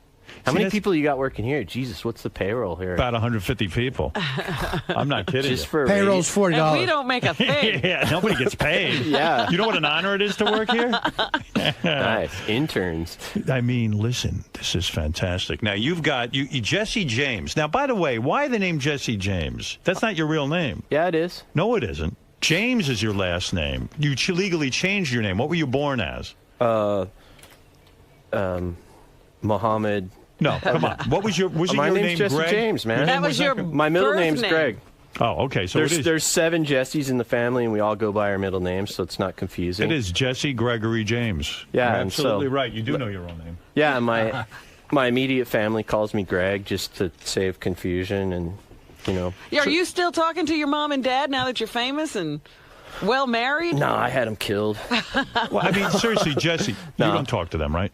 I don't talk. My dad and I don't have any kind of relationship, but my mom is great. And why is your mom great? If she let you leave the house at 15 and kind of booted you out the door, why is she great? Because in the last couple of years, she's came around and started being a great grandma. Yeah, I guess, but nevertheless, I mean, now it's easy to love you. I You're was successful. hesitant. I was hesitant at first, because so much stuff we've been through, and the whole tornado of the relationship with Janine, killed a lot of stuff with my family, and right. But I think you have to, as long as your parents are willing to make the effort. And but why did your family abandon you when you were going through all your hard times with Janine?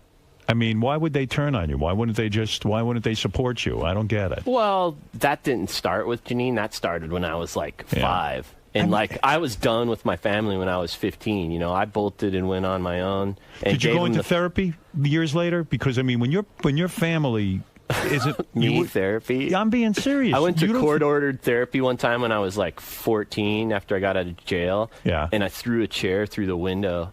You had some anger, huh? Yeah, that's the only time I've ever went. So. But why would therapy make you angry? In other words, you've got to be pissed off at your parents for doing this to you. I mean, that's a tough thing when you're 15. I spent a lot of years being pissed and angry. Right. And I think a lot of the stuff I did, like stealing cars and getting in trouble, was kind of lashing out. Right. But now I kind of understand it, and I think, you see, someone with some fame and stuff, you think it's like a Lindsay Lohan situation in her folks or whatever. But it's my parents were like speaking like my dad and my sister. They were gone like long before that. They had tried to steal from me like when I was like 19. So the old man, has he tried to get in touch with you recently since you're married to Sandra Bullock? You got successful television show. The whole thing.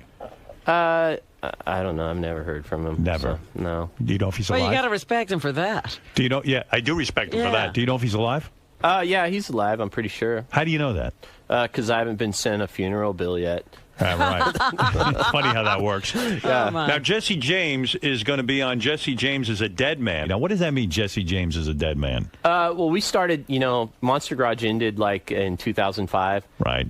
Fred, you must be a big Monster Garage guy, right? I'm a big fan of Jesse's, too. I thought he was like, and I think I wish he had punched that guy on The Apprentice, who was asking those, who's that guy? That Piers Morgan? Piers, yeah, the teabag dude. I don't watch that show. What happened with Piers Morgan? They were just kind of being dicks and like him and Donald Trump were like trying to press me to bring Sandy onto that show. You're not going to do that. Yeah, it was and you know something? The lamest excuse that Donald could give to fire him is because he wouldn't bring, Sandra on the show. And I'm like, that's the dumbest excuse I've ever heard in my life. Well, I mean, you were on the show. Doesn't mean Sandra Bullock's going to be on the show, right? I mean, it doesn't mean you come in a package. I didn't yell at you for not bringing her today, right? No. No, that's absurd. You were kicked off The Apprentice because you didn't bring Sandra Bullock on? Well, I remember what Donald said. He said, well, you didn't bring her on for the big charity thing. Yeah. And so I don't see you bringing her on in the next couple of weeks, so you're fired. Yeah, they kind of made themselves look like assholes, but that's not hard for them.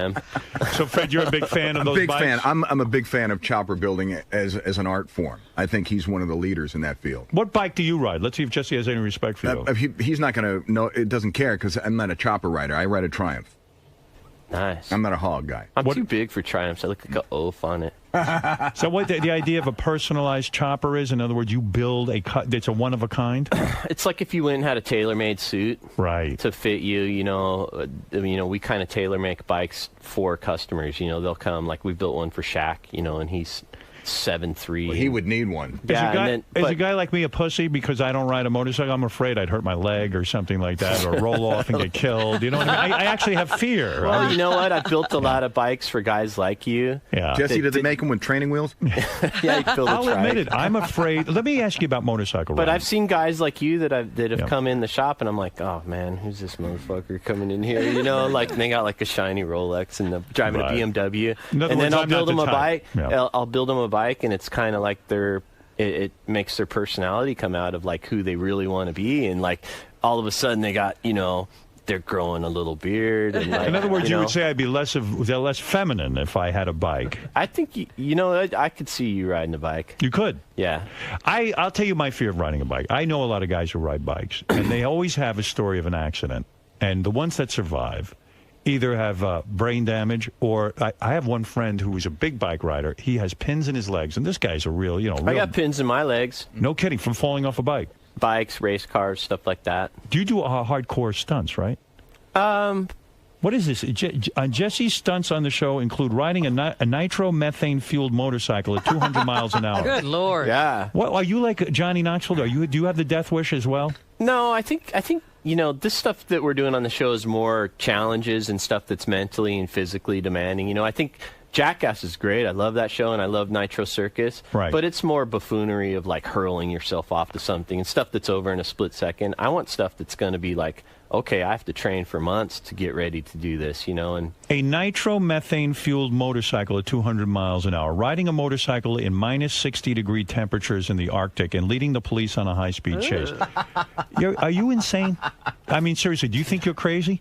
No, man, I'm lucky. But doesn't even sound like fun, riding in the Arctic. If I'm living the life you're living, you're successful. You've worked out all your issues with your parents. You're married to Sandra Bullock, one of the most successful actresses in Hollywood, and beautiful. You got great kids. I mean, what are you doing? You're going to risk your life doing this stuff?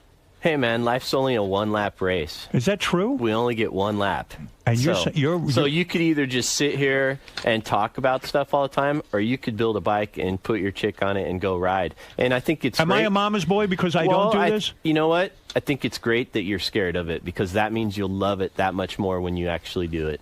Well, I think I'll love it more when you do it. When you get over your fear and you jump on a bike and you take your chick up to, like, you know, New Hampshire or wherever. I mean, you live in the best riding place on the planet. Right. And put your chick on it and you get it and you kind of squint your eyes and you could feel the sun on your skin and, like... There's no better feeling to you. You would love it. I can tell your personality because I've built bikes for guys like you. Guys like me? All of a sudden, like... He'd come in and he'd kick over the trash can and, like, yeah, I would come to life. Look, motherfuckers, we need to get some shit straight around here. Watching American Idol? Yeah. I like American Idol. You watch it too, right? I've watched every episode. Do you vote? Did you vote? I voted last night. If you don't vote, then you can't complain about who your idol is. I sent 5701 to vote last night. Did you? Me too. 5701. I can prove it to you. I got it. You could go get my pager from the green room. Want to see mine? I'll prove it to you. How many times did you vote last night? Just once. I voted 3 times. We're kicking you out of the club. Yeah. You know, I hear what you're saying. I could see me riding on the back of your bike with my arms wrapped around you. You know what I mean? And my hair blowing in the wind. All snuggled up. I can see it. It might be kind of romantic. With his little thong hanging out of the back of his He'll pants. have the girl helmet on. Dave, you're on the air. You're on with Jesse James. The big show is Jesse James is a dead man. Evidently, he's going to do things on there that only real men like myself can dream of. You're a Superman. Do you ever think you would get off the couch and ride a motorcycle? No, I am too afraid. I'm too much we'll hook up. I'll make him do it. Yeah, we'll leave him stranded somewhere, and the only way he's going to get back is to get on a bike and ride home. Maybe if you throw that wife of yours on the back of my bike, I might take a spin. I don't know. Let's go to Dave. Dave, you're on with Jesse James. Hey, Howard, how are you doing? All right. Good. Hey, Jesse, how are you? What's up, man? Hey, man, I big fan of yours and been riding bikes since I was 4 years old, and I got to agree with you, Howard. There, you got to get on a bike and experience it because it's. You know what's funny about this? There's a lot of guys out there riding bikes and living the wildlife. Fred. I love it. And where am I in all this? You got to just do it, Howard. Yeah. You think you know what? I think I'm too much of a mama's boy. My mother had tremendous fear. You are not. My parents told me that if I ever got a bike, I'd be kicked out of the house. Well, fuck it. I moved out and then got a bike. You're a rebel. You're your own man. Yeah. But do you ever think of confronting your fears? Absolutely not. You want to know something, though? Yes, I do. I'm going to be honest. One time he picked a hangnail, and it went all the way. Well, you want to know it something, went past Jesse? the nail bed. Jesse, in a way, you're right. In a way, you're right. I'm going to be honest with you He's going to go to bed without brushing his teeth. I am so full of fear. Jesse, I am so full of fear that, do you know, when I first started to run, I run. That's my exercise. And when I start to run, I would hear my mother's voice in my head saying, you can't run in the rain. You'll get cold, you'll get sick, and you'll die. This guy's laughing. And Jesse, as you took up motorcycles and riding at 200 miles an hour, what I did was I ran in the rain. And Jesse, I consider this crazy style. Yeah. And you think I'm joking? Were you wearing dolphin shorts? I considered myself a rebel at that point. Now, mind you, I was 40 years old. And I thought, wow, look at me. I'm running in the rain. I don't care. F you, Mom. If I get an F you. How serious? Hey, Jesse. How serious are you about it? You want to know something, Jesse? When you come to a stoplight, do you keep running in place? I do. You know what, Jesse? I'll tell you what. Here's my analogy to you. I kind of feel that, in a way, my radio show and what I did with my life was my, if you will, fuck you to my parents. To my mother, who always said, you can't do this, you can't do that. You are going to be sensitive to women. I was raised in a house of women where I had to be sensitive. And in a way, I went on the radio and I became this maniac, an insane person. So maybe you doing the motorcycle thing was me doing the radio show. You know what I'm saying? Yeah, but I can still see your personality. You know, and I think it is about confronting your fears. You know, you learn once you push yourself through a level of fear. You know, and I learned this on doing the new TV show. Once you push yourself, if I do something and I go, oh shit, this is gonna hurt. You know, and I know that I'm scared and I can't sleep the night before, and I know it's gonna be gnarly. Really? then what? I know that's going to be good TV, and I know I'm going to, like, when you get to the other side and you pull it off and you land it and you still got all your arms and legs, it's like the raddest feeling you could ever imagine. I think that's how I feel about radio. When I would go on, and it was so conservative, and I'd go on and do these things that people said you can't do, I think I got that same kind of rush. Yeah, but you've already done it all. What are you going to do now? I play chess. What do you do I next? run in the rain. I'll make you a deal. I'll build you a bike for free if you ride it. What? Yeah. I don't think not some Jesse, thing I don't think I could do it. Not even like down like a straight little. I'll ride with you. You and I can take a road trip. And I can hold on to you. Yeah, I'll build you one of my little $100,000 specials if you ride it. You want to know something, Jesse? That's a very generous offer, and I thank you for that. But I think I'm going to stay on the ground. You think about it. Let me think about it. Let me mull it over. But I wouldn't accept that. Go buy some motorcycle magazines and see if you like it. You feel it would open me up? I'm telling you, dude. I'm 100% right about this every time. Maybe you're right. I look at some people, and they come into the shop, and I can tell that guy's never going to ride that bike, and that bike's never going to fit him. And then I see some guys that come in, and they're a little hesitant. I don't have the desire. They're scared. I don't have the desire. They're scared like you. I don't need it. Is there anything you don't know want? you don't know you need it, but you do. You think I need it? I think I'm 100%. What's and I is a guarantee fear you've confronted? But wait a second.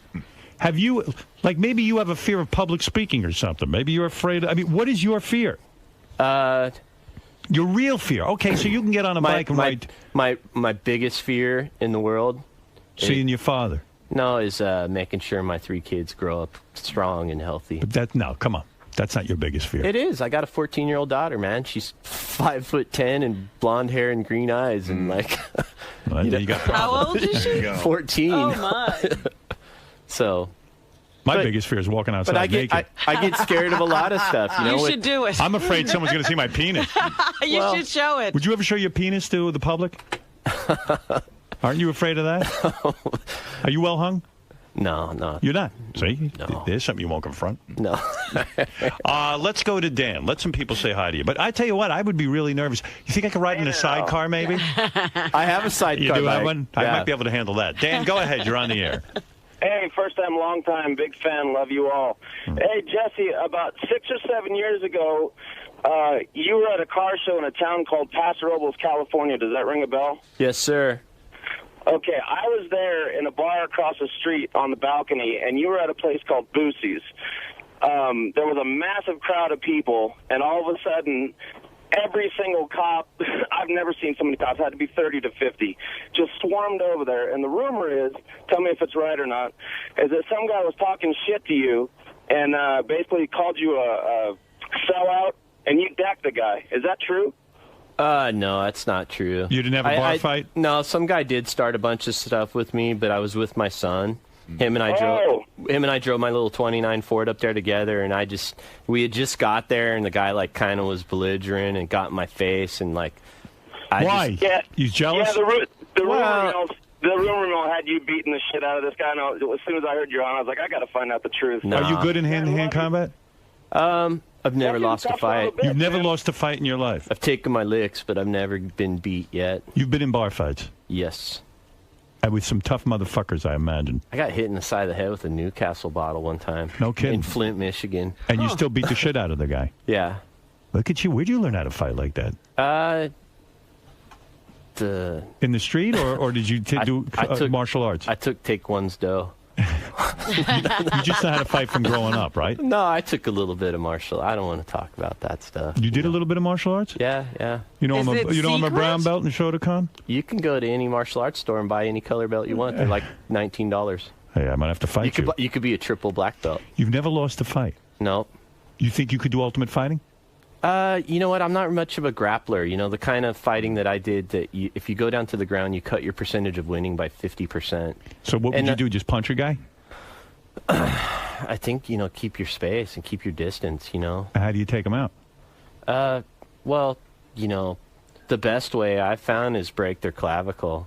No kidding. If you break collarbone's super easy to break. How do you break the collarbone? You can slap it. It only takes like 4 pounds of pressure to break it. No kidding. So you're telling me if I'm in a fight and I smack a guy in the clavicle. Have you ever broken your collarbone? I haven't. Well, if you break your collarbone, you can't lift your hands up. No kidding. So if you go for the rather than even go for the face, just nail it, and like that fight's over. Like Benji, come here. I'm going to demonstrate on you. I'm going to smack Come you. here, Benji. Let me break your collarbone. Let me just break your collarbone. Big deal. Like that. Yeah. Wow. Did you know that, Robin? I did not know that. I know you can't. I didn't know it was so easy to break. All those karate I know you can't lessons. lift your arms. I wasted my time with.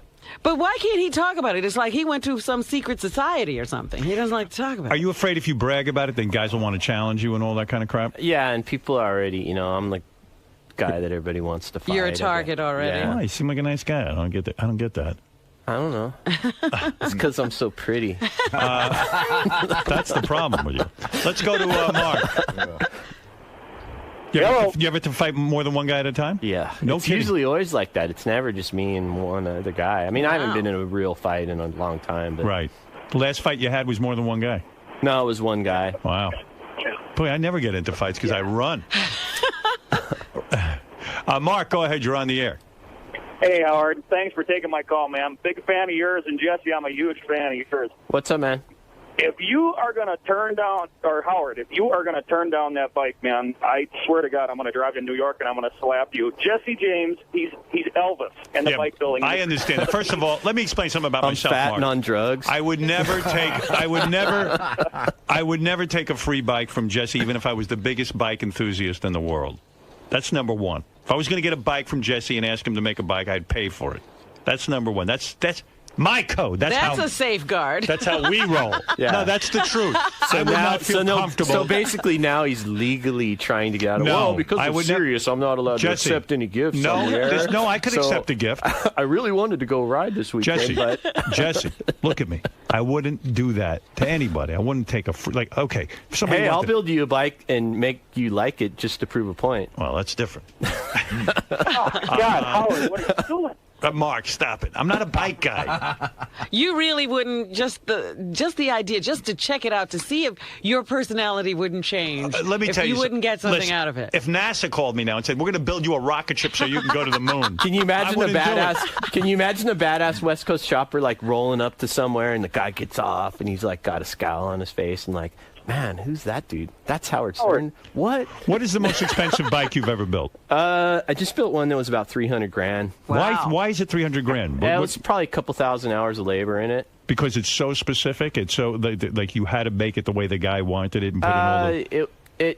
It was just it was a bike with a sidecar and it was all polished aluminum, handmade, not a ripple in the whole body, and just riveted together. And Jay Leno build that car? I mean, that bike, is he one of your customers? He doesn't like my type of bikes. My stuff's kind of fast and outlaw. And oh, I see. He likes more of that. He likes a nice, safe. Chitty bang bang. Right. Stuff. Yeah. Not a real man. Yeah, go ahead. Hey, I was looking online. How much was the Shaquille O'Neal bike? He built a bike for Shaquille that Shaquille fits on. So it's like 10 times the size of a normal bike. I built the bike for Shaq, and I only charged him $50,000. Because he gave me some Lakers season tickets. Oh, nice! And then he went to like the Century Club the night he got it and told everybody he paid $150. But you know what's funny He's a about big timer. Now, here's a guy. Why didn't you say to Shaq? You have to be in prime condition to be a basketball player. God forbid he falls off that motorcycle. Well, he's got a contract with the bike I built him is his favorite bike. It's the only bike that fits him. Right. And Phoenix has a contract with him where he's not allowed to ride it. Not allowed to ride any motorcycle. Right. Since what's his name up the Roethlisberger or Roethlisberger? Since he biffed on his Hayabusa, now they. Of course. Does your wife worry about you doing this stuff? Does she say, "Don't do it. I love you"? I didn't ask her for permission. Wow, you're a real man. I have to ask Beth permission for everything. Well, anybody that's ever came into West Coast Choppers, any dude, yeah, and said really serious, wants a bike and everything, said, "I'm gonna go talk to my wife about it." Right. They've never came back. You and Sandra aren't going to do that Hollywood thing where you adopt one of these Malawi kids from Malawi, the country that Madonna goes to. A little kid. You're not doing any of that stuff? Hey, cracker mom, cracker dad. It's kind of weird. Ralph, go ahead. You've got the last word. Yeah, you know what annoyed me most about Jesse on The Apprentice was you keep running around going, I'm a blue-collar guy, like Artie's rap, and you're not. You're married to a huge star. You've got, a huge porn star. You even said yourself you invented this type of reality TV. So how are you a blue-collar guy? Why don't you come to work with me 15 hours a day and in my shop welding and making stuff all day, 7 days a week? And tell me. But you're still married to a huge movie star, and you're that on TV, doesn't make me a movie star. Sure, it does. It makes you. Oh, in it that does. Group. It makes you in that group. Is there an argument in that group? But you Jesse, are not you probably have tremendous amount of Hollywood friends. I have a 5-mile radius of life. My shop is right where I grew up, and that's where I still work every single day. In other words, your life hasn't changed as a result of marrying Sandra. Hey, I'm pretty comfortable with what I do in life, and I know where my place is, and it's not on the red carpet. Right. You're not a blue-collar guy, though. Yeah, okay. You keep thinking that. Why is that? Why is it a bad thing to say? I don't get that. Well, really, I just. It's how he defines himself, and you're calling him a liar. You're talking through your ass because your head knows better. I think I know what Ralph is saying on one hand, but he definitely has more of a blue-collar mentality. If you compare him to the other people on The Apprentice, I mean, here's a guy that actually would get up, go to work in the morning, put in his 8 or 12 hours a day and come home and, his hands would be dirty. Trump never did that in his life. Yeah, but he did the same thing every star in that show did. When you didn't take their advice in their area of expertise, they had a meltdown. Like you screamed at that guy Clint because he didn't take all your advice on the magazine. Yeah, but something? I would listen to Jesse before I listen to Clint because Jesse actually runs a business. Clint does not. Yeah, but, You got to step away from the TV just like 3 feet. You're standing too close. Well, he watches TV all day. Right. I happen to know that. That's his life. Listen, Jesse, I'm curious to see this show. Jesse James is a dead man. It sounds like you could end up dead after this show. I don't know if you got the memo, but we're all dying. Yes, I know, but you're rushing things a bit. It's only dangerous if you're afraid of dying. You're not afraid of dying. We're all dying anyway. No, come on. Stop it. You've got a great life. What do you mean you're not afraid of dying? Dude, if I could walk out of this studio and drop dead right now and I'd die happy. Of course, but why end the happiness by doing something crazy like 200-mile-an-hour bike ride? I think the odds are that you're going to get hit and killed by a cab. Right. More than I'm going to get hit driving my trophy truck. You're probably right. You'll be laughing at my grave. You'll get hit jogging. Well, it's a pleasure to be... in the rain. Didn't the guy that wrote that magazine or that book Running, didn't he die of a heart attack? The guy who started, yeah, he did. Yeah, that's why you just need to get on a bike with the motor. Let it do the work. I'll probably die from the cold. I'm telling you, you're going to do it. I could feel it. Listen, Jesse, you're a good dude. You got to live in a good life. Yep. Thanks for having me, man. This is pretty awesome. It was great having you. Finally, I do some kind of media stuff where all my friends I know are going to listen. Well, hey, that's good. Jesse James is a dead man, and if your wife's listening, tell her I said hello, if you know what I mean. She is listening. And tell her that she has to keep the marriage spicy. You don't want to tell her, hey now. Hey now. And she should wear sexy lingerie in the bedroom. She does keep it spicy. Yeah. How long you married now? Almost 4 years. 4 years, and it's going strong. It's awesome. It's definitely, I didn't start living until now. Is there less sex now that you're married or more? Tell the truth. There's just the right amount. How many times a week? 8. Are you serious? That's impressive. It's not 8. Don't tell me. Don't leave me with that. All 8 with Sandra? You know what? If you get a bike and ride it, then I'll give you the whole. Then you'll give me the answer. details. Right, well, then I might have to do it. All right. Nice to meet you, Artie. How are you, man? That's Benji. That's Fred. What's up, man? Hey, nice to meet you. Howard, Tim can't believe that you won't take the bike. He don't believe it. Tim's back to laughing. Tim's saying, just take it and sign the pink slip over. It's over for me, man. Nice meeting you. Thank you for coming in. No that was problem. a great Thank you interview. very much. No problem. Thanks so much. He needs to get a bike. Quit fucking around. Any way you can convince him? You know what? I made him not answer now because I have a feeling he'll be like, you know what? Maybe I should do it. He's going to go home and tell his chick about it, and she's going to go, yeah, we should go on a ride. What advice would you give him to, change his mind? Because he seems to be scared that, he's going to fall, get hurt. Well, hey, if you live your whole life scared of everything, then you're not living your life, You got to take control of it. Oh, man. Well, I hope you get him on that bike. That would be awesome. That'd be awesome. We got to take a road trip together. Whoa, was that Howard Stern and Jesse James that just rode by?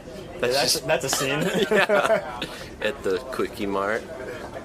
Cool. So you had a fun time today, man? Yeah, it was good. It was awesome. All right, thanks for stopping by. Thanks, guys.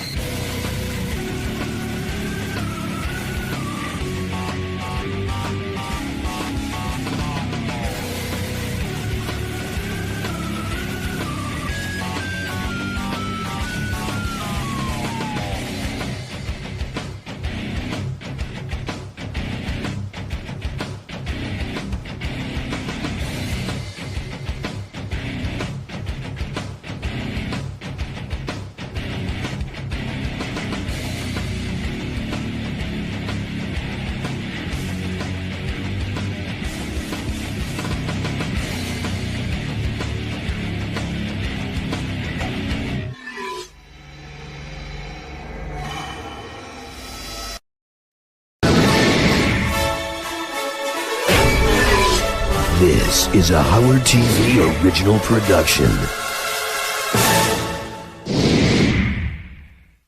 Here's a taste of what you have to look forward to on this episode of The Bonus Show.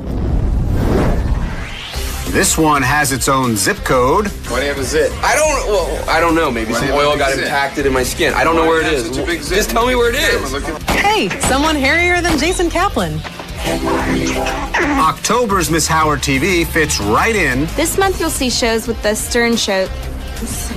All right. And apparently Will is in need of attention. I'm wearing a mask for you, Johnny.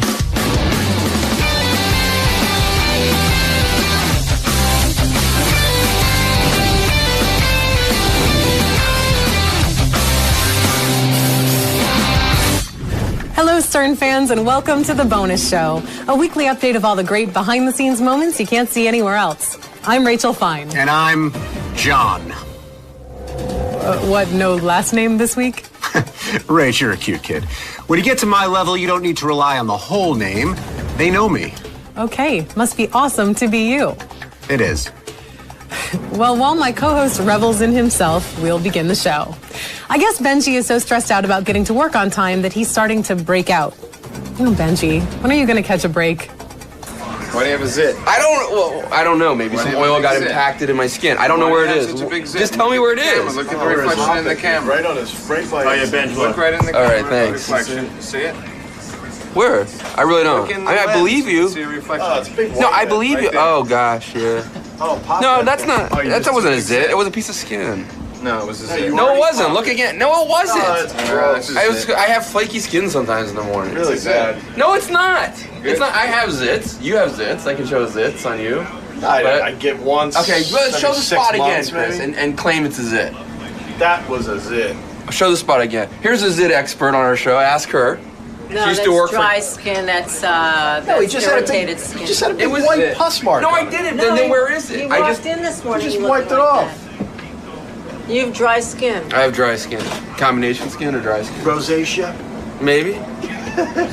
Could be rosacea. Techno Beaver doesn't have to worry about unsightly zits. You know why, Rach? Why, John?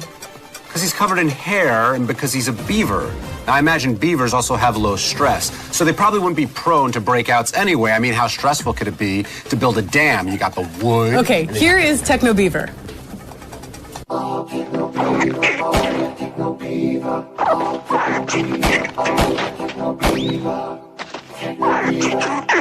Hey everybody, Techno Beaver here, showing you the coolest new products that you can't get anywhere till you hear me talk about them.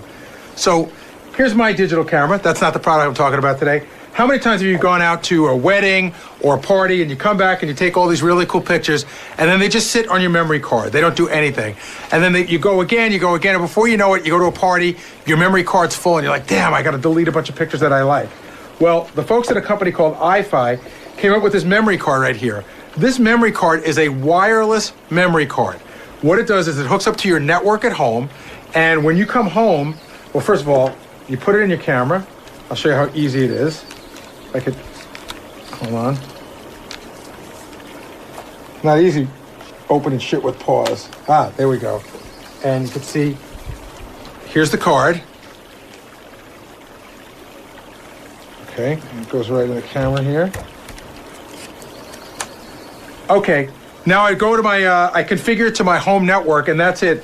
Every time I come home and I turn my camera on, all of my pictures that are on here wirelessly get transmitted to my computer into a file that I have chosen. It's awesome. You never have to download pictures again. You don't have to go look for that stupid wire. Go, oh, which wire is for which camera?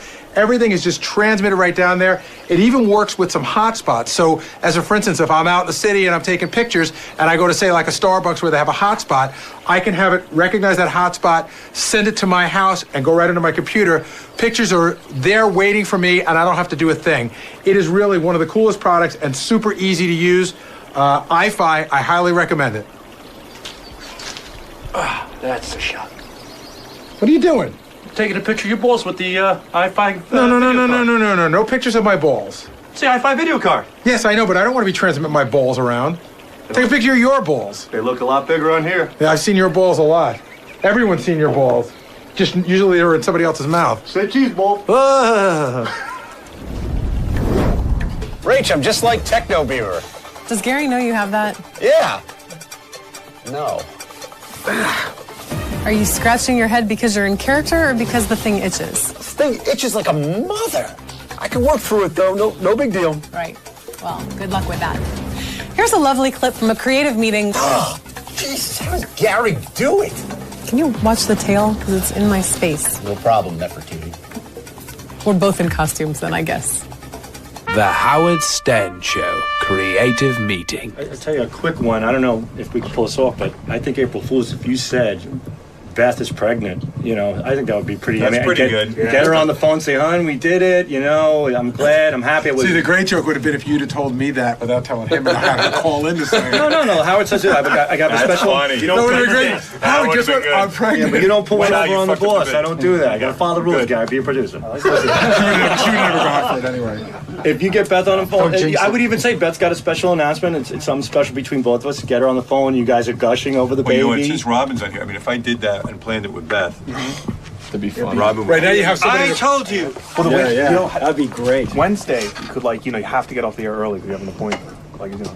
Yeah, but that's because now you have somebody to pull the joke on that the audience cares about, and Robin will start telling you, "I knew it all along," because Robin always knows everything after the fact. I had an inkling before I went to Guatemala. Rachel, do you know what's more interesting than outtakes from October's Miss Howard TV? What? Nothing. I'm smart. Beetle, beetle, beetle, beetle. Beetle, beetle. This month you'll see shows with the Stern Show. All right. I gotta get past that Pinocchio. Not Pinocchios. This month you'll see shows with the Stern Show staff, like Ganji gets. Yeah, that's weird. I can't get that. It sounds strange. All right. Casey's Latina admirer. A spicy Latina lady named Jennifer attempts with... All right. Casey's Latina admirer. A spicy Latina lady named Jennifer attempts to win Casey's affection. All right. I gotta take a break. I can't even... All right. I can't even get there. Man, she could sure wear a bathing suit, and her legs are shaven so nicely. And speaking of shaven legs, here's a clip featuring Ralph Sorella uncomfortably propositioning David Arquette. How are you? Ralph, look at you. Good to David. meet you. Nice to meet you. How are you? Don't steal my Good. friend. How are you? Are you up for grabs? I'm totally up for grabs. Hold on. I'll be a mellow. Everybody stop. When I was out in May, David invited me over for dinner. I couldn't make it. I'm coming back in October. Come on. Can I come by? Bring it, man. By that time, Gary, I will have By the way, moved ignore in these two. to the Arquettes. Hey, Right. Ralph, when you come over. I'd like do you to have have a guest house, David? Yes, we do. Excellent. Right up your alley. You can puke in the Check bed. that box. Is there plastic on things? Yeah. Okay, we'll good. put it for you. Yeah, check that box. Okay, next. What's the next question? I just want to say I've never thrown up in any of Sam's houses. Nice. I don't throw up in. It's a New York thing. When I come out to LA, I don't throw up. John, what's your favorite part of hosting the wrap-up show? So many things come to mind. I mean, the chair I have in the radio studio is super comfortable, and it's a little higher than the other chairs, which is nice. I can see out the glass window when people go by, and the phones work. I think that's about all we need to hear. Let's go to a highlight of John in his comfortable chair on the wrap-up show with Will Murray, who apparently is about to go into surgery. Oh, there's Will. Will's wearing a He mask. looks like a Japanese tourist. Yeah. Thanks, Will. Anything you need? Oh, shit. We don't need you to stay. Sure? Yeah. Thanks, Will. You got this guy, this star. Will came in today, and he's got a very important job, but I'm convinced he's getting everybody sick in our back area. I'm fine. No, you're not I'm fine. You sound horrible. I'm wearing a mask for you, Johnny. I appreciate that. I'm out of here. You sound... I know. I'm right in the middle of a sick sandwich. I got Ganji on the right, Doug on the left. Oh, Ronnie's in good He just talked into that thing. With a mask on. He had a mask. So what? Sunglasses. Exactly. I was just outside. It's very sunny. But you're not outside now. Well, I'm trying to be cool. I'm in the Secret Service, okay? Is this an image thing? No. What's the secret? It's the first time I've had them on. What do you mean? Is this an image thing? You're wearing sunglasses inside. You look like Teddy. I put them on because he has. Oh, you're full of shit, Teddy. You wear them inside all the time. I put them on because you have them on. Dude, you walk in all the time with them on. Admit you think it, you have cataracts. Cool. You think you're fucking cool in the morning. You wear them every morning. You come walk. Why would you wear them in the morning? No, I get in from work. I still have them on because my glasses are in my backpack. So this morning, my glasses are fucking broken in half. And I just came in from outside and I put them on and I never took them off. Okay, I'm like you. You're waiting for. And I left my glasses in the car. Is that all right? Geezer eyes to adjust. Yeah, that's right. A lot Go of fuck yourself. Okay. Oh yes, JD Harmeyer. Did Ronnie wear those glasses the entire time in here? Yes. How would you describe the way Ronnie looks in those glasses? Like, I hate to say RoboCop, but I don't know. It was just weird. It was like, I don't know. It was just funny. I asked him why he was wearing the glasses inside, and he got offended. Well, listen, I'm not a fan of anyone wearing sunglasses inside. It's a quality that I'm not very fond of. He kind of looks like, you know what? He looks like he's missing his dog. You know what he looks like? You're right. Oh my God. He looks like that scene in The Lady in Red where Charles Grodin says, "Let's go do the blind man." That's what he looks like. He just got back from an eye doctor. He looks like Weekend at Bernie's without the guys holding him up. Here's a great. Convinced me that he could make money in the stock market. And Stuttering John goes, "I'm telling you, this guy can make money, So I remember I went home and I talked to Sal off the air and he goes, "Listen, I'm telling you, I know I make fun of you, but I can make you money." So Sal and we filled out the whole form. And I remember, I gave him my home address and my phone number, and I gave him a bunch of stuff, but just the bare bones. Right. And I hung up, and I just felt really gross about it. And I just said, "Why am I involved with? Why would I give money to a guy who says I'm a horse-toothed jackass?" Right. Wait, so parades about your teeth? I lost the end of it. Did you actually end up doing it? No. Okay. No. I never returned his call, and then he would constantly leave me messages like, say, I'm going to make up a symbol, ARI. Say the stock was called ARI. The intern would say, "Sal, the stockbroker called. ARI was at 4, now it's at 16. He says you're losing out." Would those serious stock calls be in between the ones where he's goofing on you? So is it like you check your machine? Right. You horse-tooth jacket? Seriously, ARI, sell now. Right. Was that something like that? But that's what I'm like, what am I doing? Well, that's all we've got for this week. Thanks for watching. For my busty beaver, Rachel Fine, I'm John Hine. We'll see you soon. Guess I walked right into that one. You sure did. It's fun, though, right? Yeah, I kind of feel like a 99-cent Disney costume character, but I'm having a good time. Well, you look cheap, but it itches, though, doesn't it? Actually, no. That's just you, John. Oh, come on. Don't fake it. It doesn't itch. I love it. I'm terribly comfortable. You're a nice beaver. Thank you. Best beaver I've ever seen. Thank you. You're welcome. You're welcome. Look good. Thank you. I appreciate all the feedback. Thank you. Damn, you're one fine beaver. Oh, my God, with the beaver jokes. Can we do, like, Techno Rabbit? Beaver smells good. You shave it? And scene. Thank you. I like those black and white cookies. Man, I like them, but they don't like me. They don't want me touching them, you know? Good dude. You're the dude, man. Thanks. So there. 1 minute. They can all go fuck themselves. I got my own black and white cookie. Cookie Man. Yeah, see? See? Oh my God. Oh my God. Oh my God. Take a bite. I don't want to take a bite. Why not? Because it's a special cookie, man. Okay, gave it to me. Maybe Courtney bought it and gave it to him to give me. Who knows? You never know.